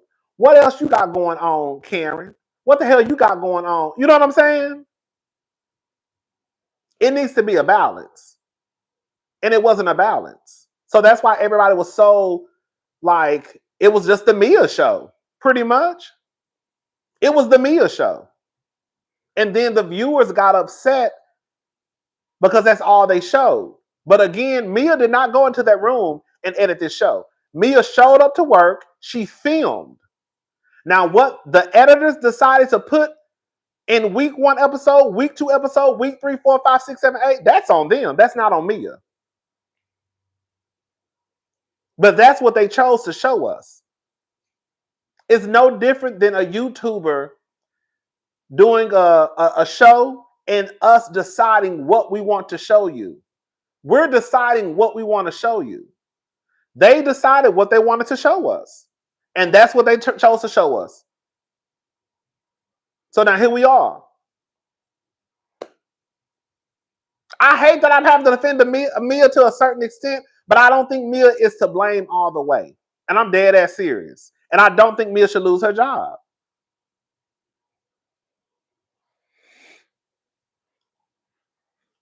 Because if we go down that road, everybody needs to lose their job. You had Karen coming in telling, Karen told the biggest lie, if we're going to be honest. Karen brought her black ass into this season talking about, I will be vindicated. I will be vindicated. I will be vindicated. That's what she said. That's what Karen said. And then when they let that when that footage came out, was Karen came in telling us that she was going to, baby, she was not guilty, girl. She would be okay. And that footage came out, and we saw Karen, girl, down there talking about, girl, you are poor and you are white. Girl, we heard Karen talking about, girl, you are Thomas Jefferson's concubine. We heard her, oh, baby, you know, Andy didn't like that shit. Let me tell you something. When they played that clip of Karen mentioning Andy's name at that police station in the police footage, I said, oh, Andy don't like that.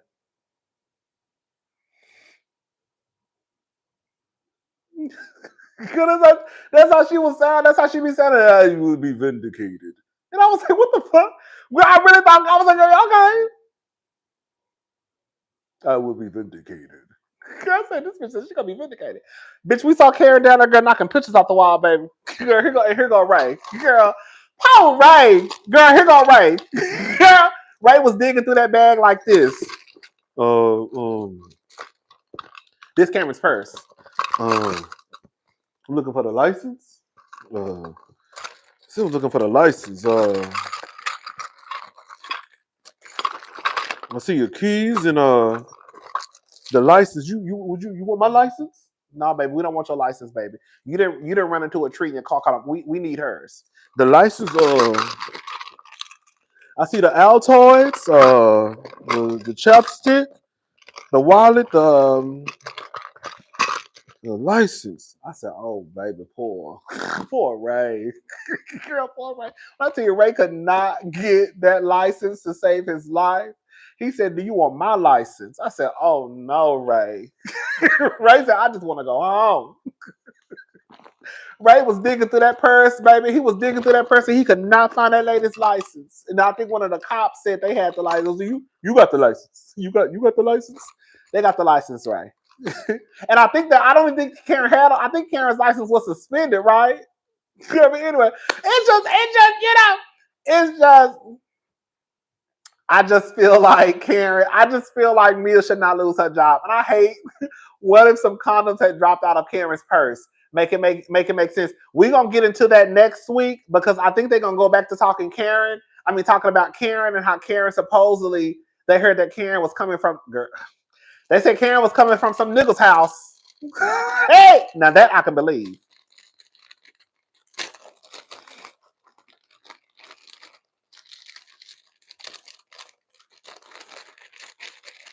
Either they're gonna talk about it next week or the week after next. That Karen was out here in these streets, honey. But yeah, I hate to be an advocate for Mia Thornton. Hey Mia, hey girl. I hate to be an advocate for Mia, but I don't think Mia should lose her job. I definitely think Mia should come back. If it wasn't for Mia, we wouldn't have had shit to talk about. And it's not Mia's fault how this season turned out. They decided to add all that shit.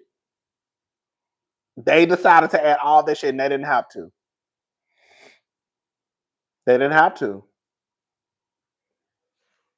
And I think it's sad when you have all those housewives in the opening credits in the promo shot, and this is what the outcome is. Girl, we got 7 housewives. I'm gonna need 7 big storylines.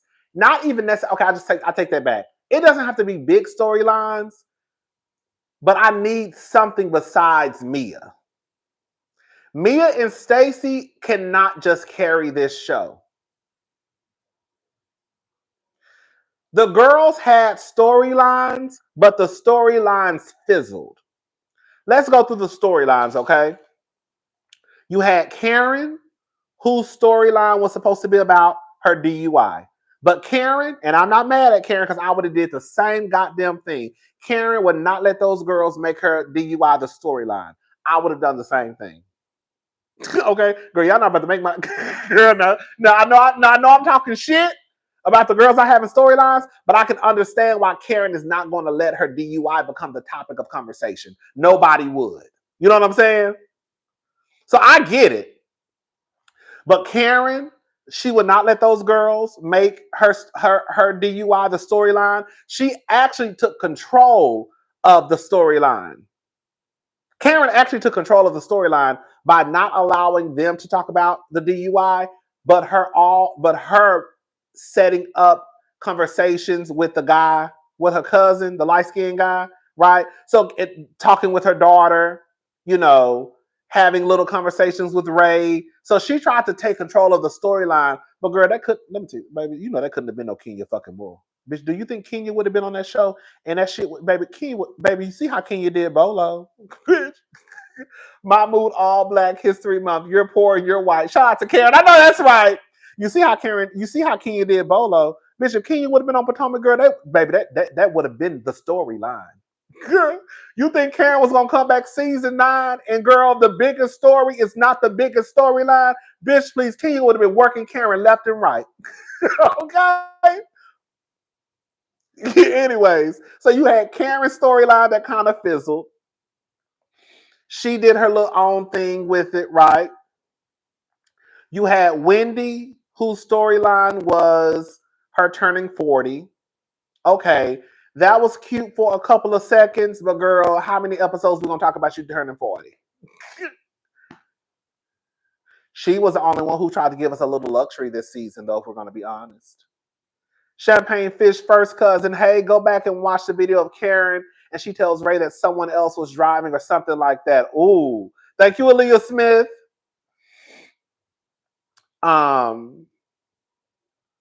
So you had Wendy and her turning 40. Okay, girl. She quit her job. Okay. You see what I'm saying? Like it was very much like stuff that didn't need a full episode. Okay, you quit your job, you told your mama. You see what I'm saying? That's a major thing because she quit her job as a professor, but it doesn't take a lot of it doesn't it's not going to that's not something that needs to last for 2 or 3 episodes. You had Jazelle, who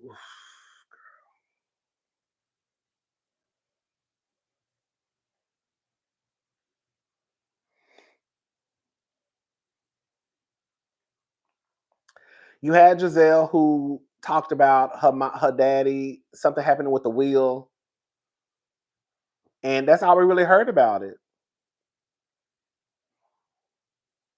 Her kids leaving, her kids graduated from college. Like, girl, we love the little girls, but girl, do we really give a fuck? Like, do we like you said? Like, do we really care like that? Like, for that to be the storyline? Like, we don't care. And I'm not trying to be mean. Like, we don't care that Wendy is turning 40. Okay, it's cute for an episode or 2. Then we done. Like, do I really need to see you always sitting around talking to your daughters? Girl, we really don't care. I'm sorry, we just don't. It's cute that graduated, but okay. Girl, what else is going on? You see what I'm saying? You have Ashley. She finally got a divorce. And she said she was fucking some white boy who had a big dick, Josh. I don't think Josh probably had a big dick, but I don't think Josh was fucking Ashley the way she tried to put it. Y'all really think that corny ass white boy was over there fucking the shit out of Ashley? Girl, I say, girl, whatever, girl. Okay, Ashley, what then? Ashley was supposed to be a lesbian stud, a king, a drag king. Like that's what I'm saying. Like, do we really care that Ashley is dressing up as a man performing at the gay bar? Like, do we really care that Ashley is dressing up as a man, as a drag king performing at the gay bar? Like, nobody cares. Like, nobody cares.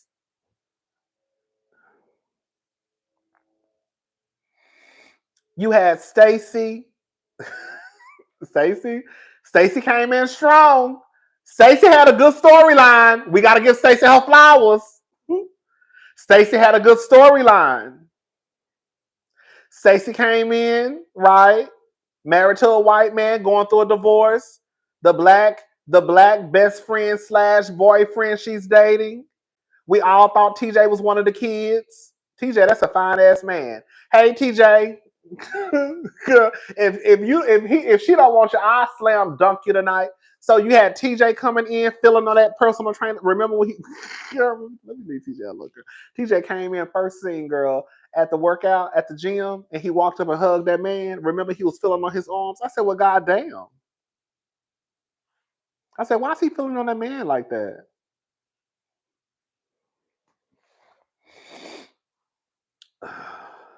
Stacy had a cute storyline. Stacy was a breath of fresh air, right? She came in kind of like the quirky girl, kind of, it wasn't the typical, I almost said the wrong thing. It was like a different black girl that we're used to seeing on the show. You know what I'm saying? So I think that's why Stacy was well received, because it's like, oh, we hadn't seen a girl like Stacy at least in a long time. So I think that Stacey was like, okay.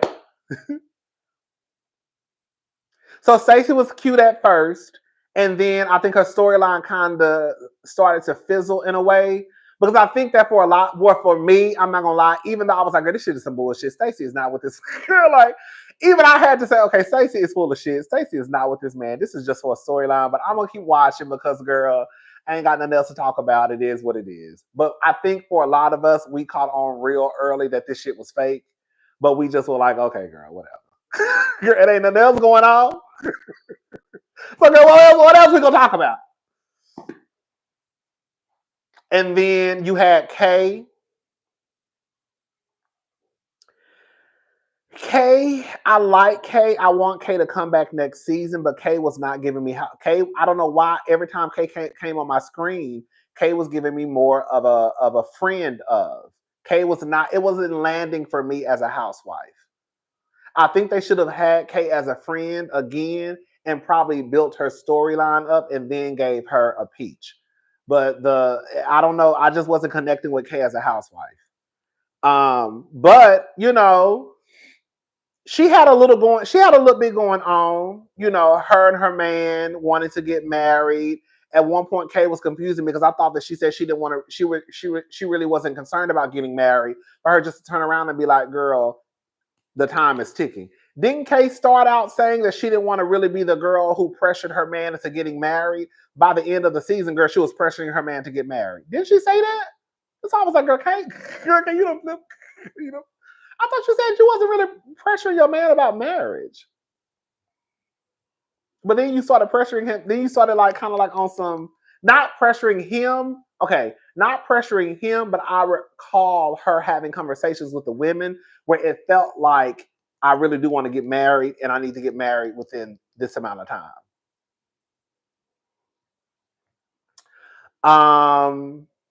And then who else? Karen, Jazelle, Ashley, Wendy, Stacey K, and then girl, Big Mama Mia. girl, Big Mama Mia. I'm sorry, y'all. Mia is the reason for the season. Mia is a mess. Girl, Mia been a mess. But the gag is, if it was not for Mia, we would not have a season. Girl, that's just what it is. Girl, that's just what it is. If it wasn't for Mia, we would not have. Girl, the season could have been, girl, 5 episodes.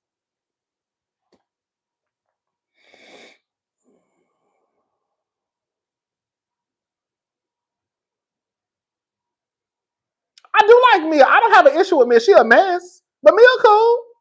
I don't have an issue with Mia. But I think what it is for me is that I have been calling out Mia since season 1, since her first season. Not season 1, her first season. I've been calling out Mia since season 1. That's why I'm like, girl, I'm kind of over the whole, like, girl, Mia been on since season 6, 7, 8, and now we season 9. And now everybody is like, oh my God, Mia is a lie. Mia is a lie. Mia been lying. Mia came in lying. Mia literally came in lying, and I was down here saying, "Girl, Mia lying." But this is how we started kind of having a back and forth. It's because y'all know that I like Dr. Wendy, and because Dr. Wendy and Mia were having a back and forth, y'all felt like I was just taking up for Dr. Wendy, and I was just saying stuff about Mia. No, I was saying what I saw on my TV screen. Mia was telling a goddamn lie. Girl. Mia been lying. It ain't had nothing to do with Dr. Wendy. Mia been lying. Girl. And so now here we are 4 seasons later and everybody like, oh my God, Mia be lying. Girl, we already knew Mia be lying. Girl, why are we acting surprised now? She came on lying. And I have been screaming it from the mountaintop. I really have. But people thought that I was just being biased. And I was just saying it because Wendy and Mia were having a falling out. And no, I have been saying this since day 1. So now I'm over it. Get rid of her for what? Girl. Why get rid of Mia? She's doing the same thing she's been doing since day 1. She's literally doing the same thing the other girl's been doing since day 1. And then you had Jossie. I want Jossie to come back. And then you had Vivian. And then you had Jackie. Can we be honest, y'all? That is 10 women. Do y'all hear what I just said? That is 10 women. That is 10 women. We had 7 housewives and 3 friends. And out of 10 women, the most we could get that continued the conversation week to week to week to week to week was Mia and Stacy. And we had 10 women.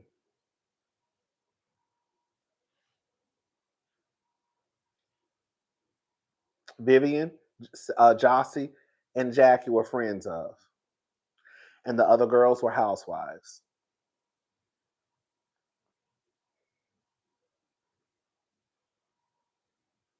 And then y'all want to get rid of Wendy when Wendy y'all want to get rid of Wendy and then do what? Because Wendy the only housewife that tries to give a little bit of luxury. Outside of Wendy's birthday party, girl Jazelle would have had those girls sitting outside of her front yard.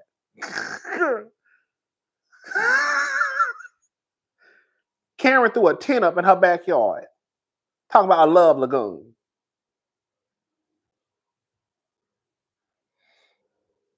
Ashley had the girls in her backyard.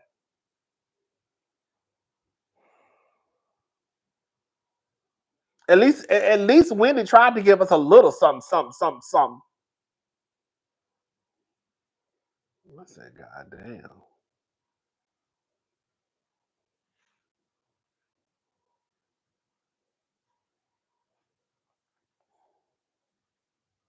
Baby, Ashley had fig Newtons. Ashley had fig Newtons. Girl, some muffins. Girl, some strawberries. And girl had Jazelle and Karen come over. I said, oh, girl. That's what I'm saying, girl. Y'all in real life, I'm gonna go ahead and say it. Girl, the 2 girls y'all dislike the most are the 2 girls who actually brought the wealth to Potomac. No matter if it was her mama money or not. Candice came in giving us a $250,000 wedding. Hello? Y'all better ask the motherfucking body. Candice came in, girl, with Big Dot, with Mama Dorothy, girl, cutting the check for $150,000, $175,000. Girl.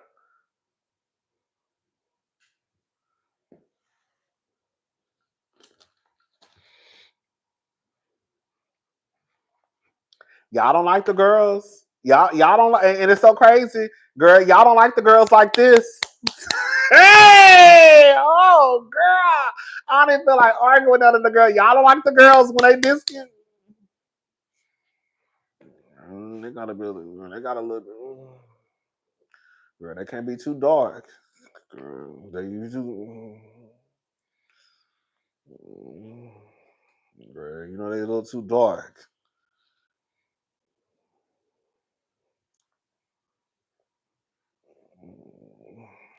Girl, like in real life, Monique. When you really think about it, the 3,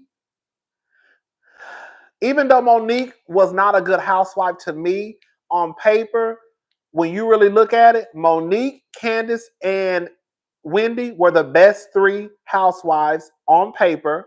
And Wendy is, girl, you get what I'm trying to say? And girl, it was the 3 darkest. Oh, I'm being messy tonight. I'm being so messy. I'm being messy tonight, baby girl.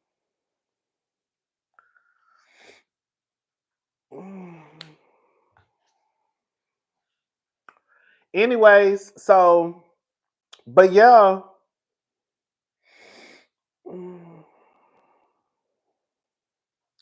I'm just saying, y'all don't want the girls to be, y'all really don't want to tell the truth.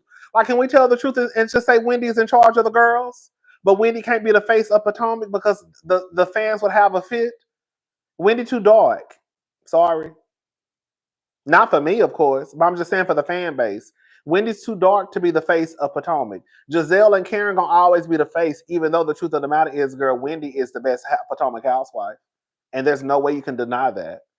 Girl, Wendy proved on Sunday night's episode that Wendy is in charge of those girls. Wendy was keeping the storyline going at the reunion in front of Andy's face. You got Jazelle too busy trying to start some beef with Stacey, and you got Wendy on the stage beside Andy saying, yeah, we're going to talk about Miami. Girl, how the fuck you on stage telling them what they going to talk about at the reunion? I bet she did it. And then she doubled down on it. And then came back and said, yeah, let's talk about Miami. And then looked at Andy. Girl. Next week, y'all already see what's going on with Wendy. Girl, getting the message. Girl, that's what I'm saying. Y'all really not. Girl, Wendy really. This is the thing. Wendy is in charge of the girls, but Wendy can't be the face of the franchise because it's always going to have to be Jazelle and Karen. Even though they're the least accomplished out of the two. out of the group. Out of those three, not of the group.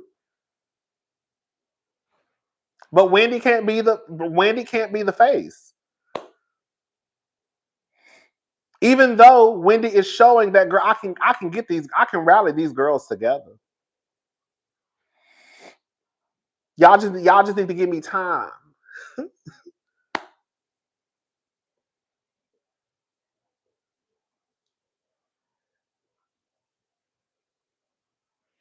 Wendy was working the stage. Next week, she's going to be working the stage. Then her husband is going to come out and sit on the couch, I believe. Wendy was working the stage. Next week, she's going to be working the entire room. When she's across the room and the other ladies across here, and her husband is sending her a text, girl, Wendy is working the girls. She's in charge of the girls, but y'all just won't let her be in charge of the girls.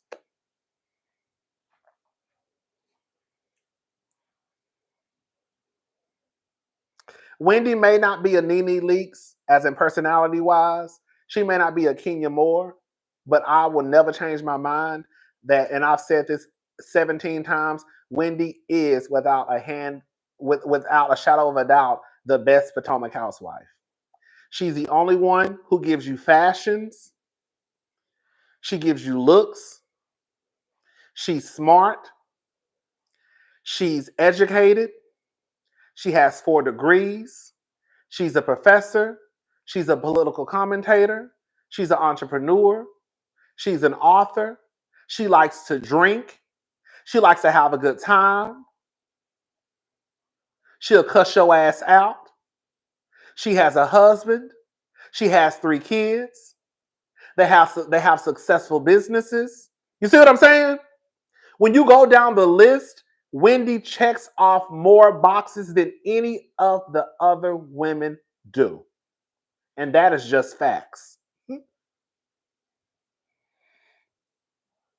She's gorgeous. The mommy makeover is T. Girl, the mommy makeover, baby. Girl, she hit it out the ballpark with the mommy makeover now.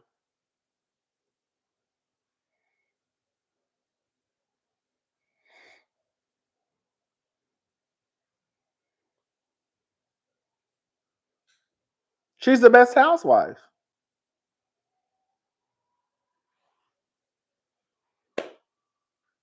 And the girls don't want to admit it. You cannot sit here and tell me that you think Karen is a better housewife than Jazelle.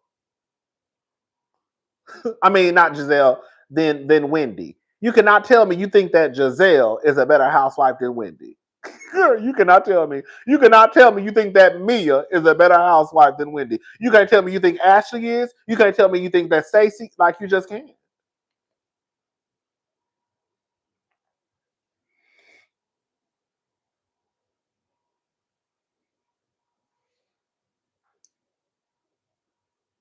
Wendy had the best mama makeover. She did just enough. We get to meet her family. We've met her mother. We've met her sister. We've met her brother.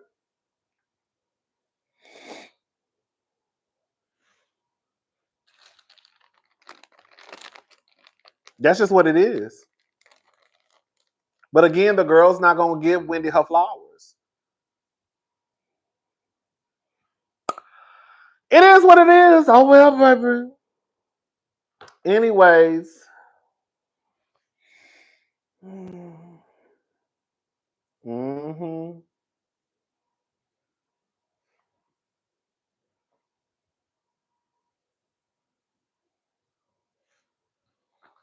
Mm-hmm. You seen her in-laws? Like that's what I'm saying. Like I don't know what else. Like I said, does she have this overwhelming personality? No, she does not. Is she a Nene Leakes? No, she is not. Is she a Kenya Moore? No, she's not. So she's not gonna give you everything that you are looking for in one person. You know what I'm saying? But she is, and it is what it is. Wendy's that girl, and the girls cannot take Wendy. She get on my fucking nerves sometimes, though. She do. Y'all know I done had to get her ass together a couple of times too. When she up and forgave me all quick and shit, I said, "Ugh, girl, y'all know I was pissed off at her." Girl, I said, "Girl, you about to piss me the fuck off." Oh, girl, I was so mad. I said, "Girl, you forgiving her just a little." Girl, I mean, I get it. You got to move on with the storyline, but girl, you know she done pissed me off a couple of times. I said, "Girl, get your ass up, girl. If you don't cut that shit, girl." I be pissed off because that Wendy sometimes. She be doing the most. Girl.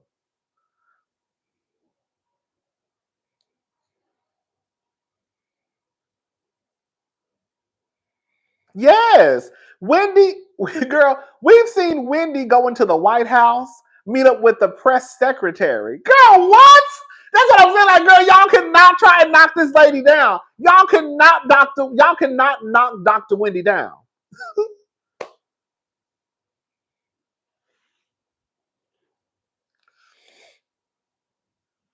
As much as the girls try to.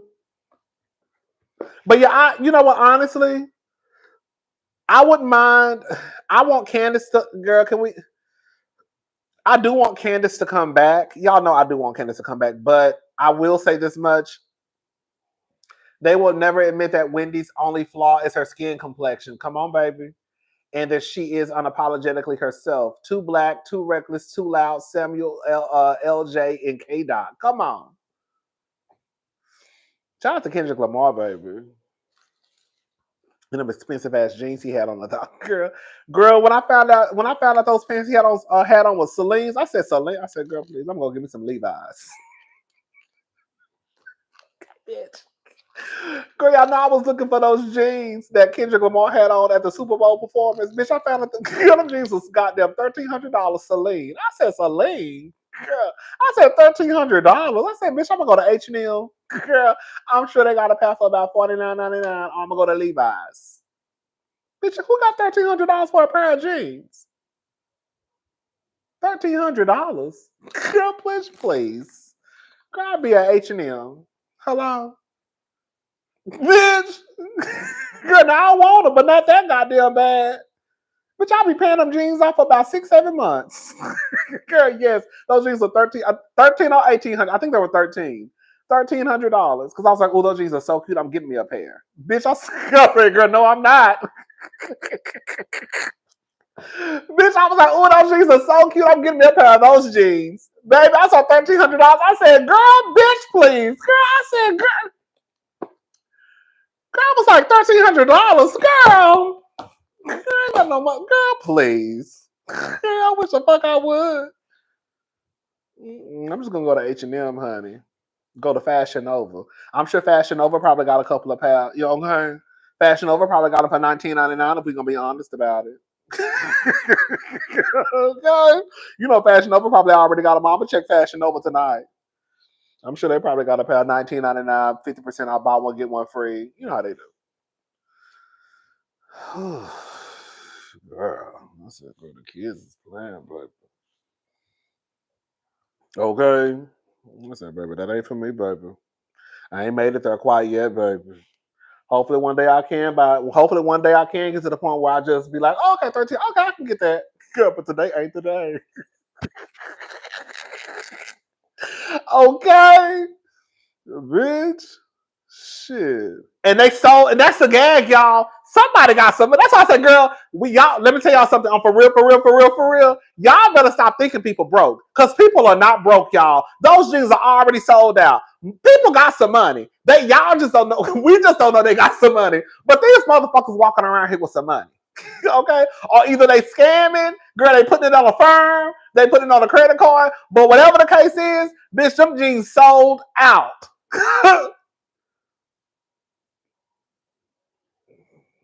I said, God damn, y'all wanted those. Oh shit. Y'all wanted those jeans bad. I can't do it, baby. I can't do it. Not with my goddamn money. They scamming. It gotta be, girl. They gotta be. Oh, bitch. Okay. Okay. Right. Okay.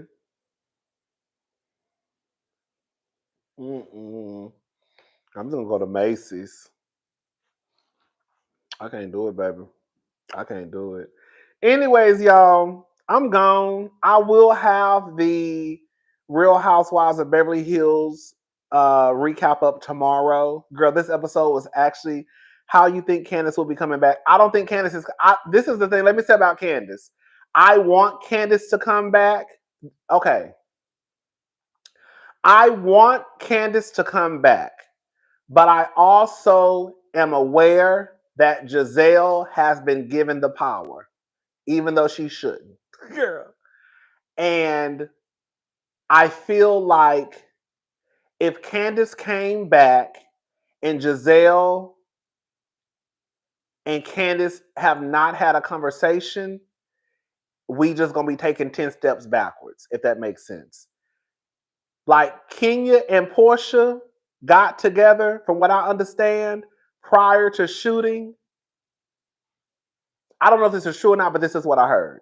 Kenya and Portia got together prior to shooting the season and basically was like, bitch, we're going to have to get it together, blah, blah, blah. Because Kenya and Portia didn't fool with each other like that, okay? But they knew they had to put their differences aside for the show. So all I'm saying is I think that if Candice came back, they really need to make, yes, I said make, they really need to make Candice and Jazelle sit down one day off camera at somebody's house, somebody's office, and have a real detailed, thorough conversation.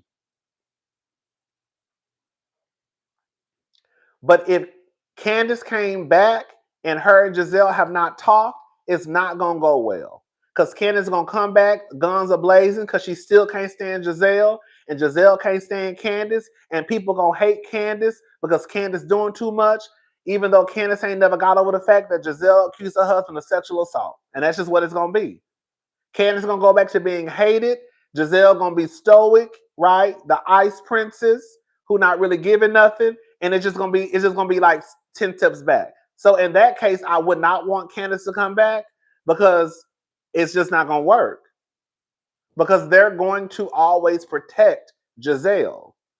It wouldn't work in Candice's favor. Candice will be right back at square one, being the villain, being the most hated, even though Candice has a real reason to dislike Jazelle. But they are going to go out of their way to protect Jazelle. Just like they did Candice's last reunion. Jazelle went to HR, told on Candice, got to the reunion. Candice couldn't respond to Jazelle. Jazelle could sit there, laugh at Candice, poke at Candice, and Candice couldn't say anything in response because Candice couldn't say nothing because Jazelle had went and told. So she get to sit here and pick at me and laugh in my face, and all I can really say is "fuck you, bitch." Because if I really reach deep down in my bag and cuss her ass out like I did last season, I'm gonna have everybody in this motherfucker clutching their pearls. You see what I'm saying? But I can't do that because the last time I reached deep down in my bag and cussed her ass out, baby, girl, I had everybody in her gasping for air. So she went and told, and now I can't really cuss her ass out the way I want to cuss her ass out. You see what I'm saying? So it's always going to be protect Jazelle and throw Candice under the bus. It just wouldn't work out. So that's why I do want Candice to come back. But if they can't put their differences aside, then Candice just don't need to come back because they're not going to protect Candice. They're not going to give Candice a fair edit. They just won't. And if Jazelle wants to really be the girl in charge of the girls, that's what I'm saying. Jazelle doesn't do what's best for the show. Jazelle does what's best for Jazelle. If Jazelle really was doing what was best for the show, she would put whatever differences aside that she had with Candice, Wendy, and she would have had a conversation with them. If I'm really the queen bee and this is my shit, I want what's best for the show. Nene did it all the time. Nene couldn't stand Kenya. But I guarantee you, every time Nene said, bitch, if I had to pick somebody for the show, she always named Kenya. She always would name Kenya. Because she knew that Kenya was good for the show. And Nene called Atlanta her baby. Even with Claudia. Her and Claudia had a read off. And after that, she went to the producers and told them, y'all need to give her a peach. Because again, Nene did what was best for the show. I ain't gotta like you, but bitch, I know you're gonna be good for the show. Jazelle doesn't do what's best for the show. She does what's best for Jazelle. And that's why the show was a mess. Because girl, how you gonna be the queen bee, the girl in charge, the girl, you want to start the shit, you get your ass cursed out, and now girl, it's a divide. Be very clear. Candice didn't start with Jazelle. Jazelle started with Candice. Be very clear. Wendy didn't start with Jazelle. Jazelle started with Wendy. And then in return, Wendy and Candice cussed her ass out, and she never got over it. Okay? What Wendy told her, fuck these cameras, Jazelle.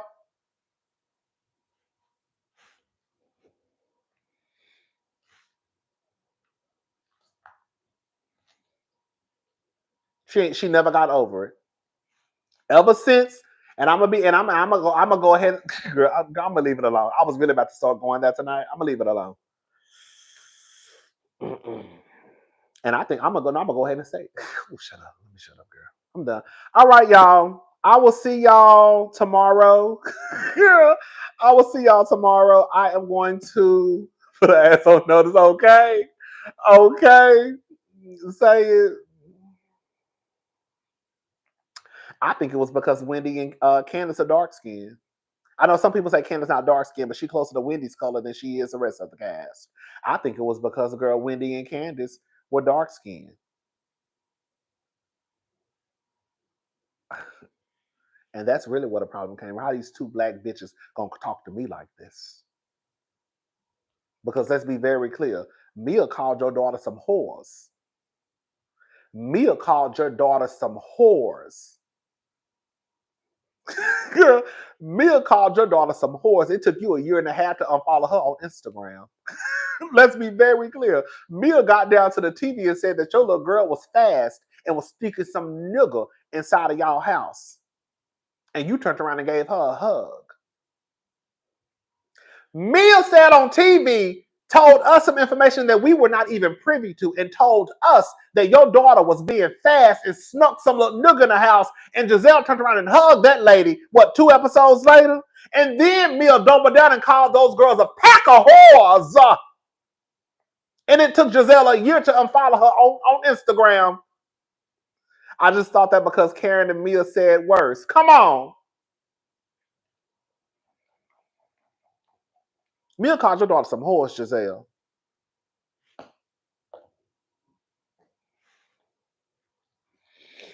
And it wasn't until, let's be very clear, because I'm gonna get a Jazelle ass next week.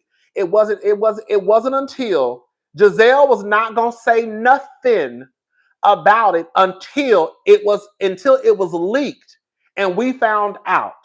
Up until then, Jazelle was still following Mia on Instagram. She was still probably cool with Mia. But it wasn't until Jasmine Brand reported that Mia called those girls some whores that's when Jazelle, due to the public's reaction to Jazelle handling Mia, that's when she wanted to pretend that she was mad at Mia. But before that, your ass wasn't mad.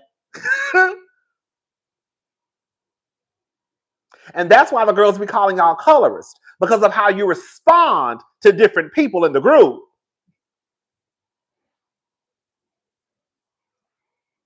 Because how you respond.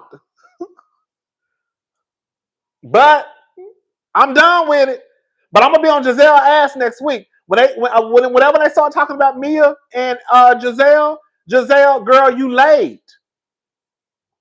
And you know you trifling.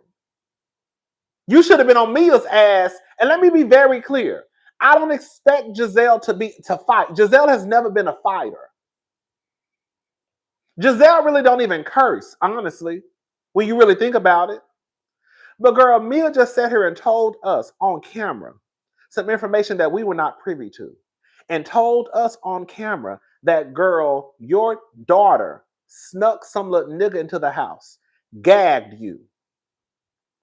And Jazelle turned around at Karen's home and was like, hey, Mama Mia, and gave Mia a hug and everything. And then when they got to Panama, girl, Mia doubled down and called the girl some whores. Girl, not a hoe, whores. Girl, that's worse. Girl. And it wasn't until Wendy was like, bitch, I would have reached across the table on Mia. Remember? This is how it went. It wasn't until the other girls low-key told Jazelle, bitch, you stupid. You let that bitch talk about your kids like that? Remember they went out the next day? And then they gassed Jazelle up, and then Jazelle came back, girl, demanding an apology. Girl, she already called your daughter some hoes, girl. I'm sure Wendy mentioned this during the reunion. If so, they better show the full thing. They've been cutting her scenes this season. Thank you, AC. It wasn't until they basically was like, bitch, you're stupid for letting that girl talk about your kids like that. And Wendy said, I would have reached across the table on Mia. And then she went back. That's what I'm saying. Like, girl, like, you're like, Ashley was more pissed off than Jazelle was.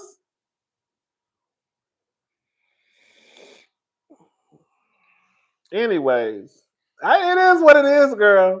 It is what it is. It's going to be what it's going to be. Shout out to Jazelle. Shout out to Mia. Baby, Mia, girl, right or wrong, Mia been sitting on big business. Now, Mia, you do got the game fucked up, though. Did y'all see how Mia was trying to... Mia, did y'all notice how Mia didn't say but 2 or 3 words the first episode? I mean, the first reunion? Mia scared. Mia, bitch, you scared. Mia, I clocked your tea. Mia, bitch, I clocked your tea that first part of the reunion. Mia is scared. Mia said, bitch, I'm going to go to this reunion and not say too much or nothing. Mia barely said some shit the first reunion. I said, girl, why is Mia even first chair? She not even really talking. But I think me in Mia's head, if I don't say that much, I'm good. But girl, it looks like they about to be on Mia's ass next week. Mia scared, baby. Mia scared, baby. I said, Mia ain't said shit this whole reunion. And she's supposed to be first chair. Mia was already trying to leave the reunion. Girl, the first part. I'm going home. Girl, after the first part. Girl, because they said you trifling as hell for not responding to these people text messages in Miami. Being late to dinner or whatever. Baby, Mia tried to pull a white woman's stunt. She did. Mia tried to pull a white woman and Wendy said, Mia tried to pull that white woman and Wendy said, Wendy said, girl, listen, girl, we cool. But girl, I've noticed every time it's time to hold your feet to the fire, girl, you start crying. We not going for that today. I said, get her. Girl, I said, get her. Because Mia knew what she was trying to do. Mia knew what she was trying to do. Mia thought that if I cry, I can cry my way out of this. I'm just going through a lot. Okay, girl, that's all fine and dandy, but girl, we still gonna talk about what needs to be talked about. Okay. Wendy is in charge of the girls. Wendy showed that she was in charge of the girls. But y'all not gonna give my girl her flowers. It's okay. Girl, the girls who know are the girls that know. The girls who know are the girls who know.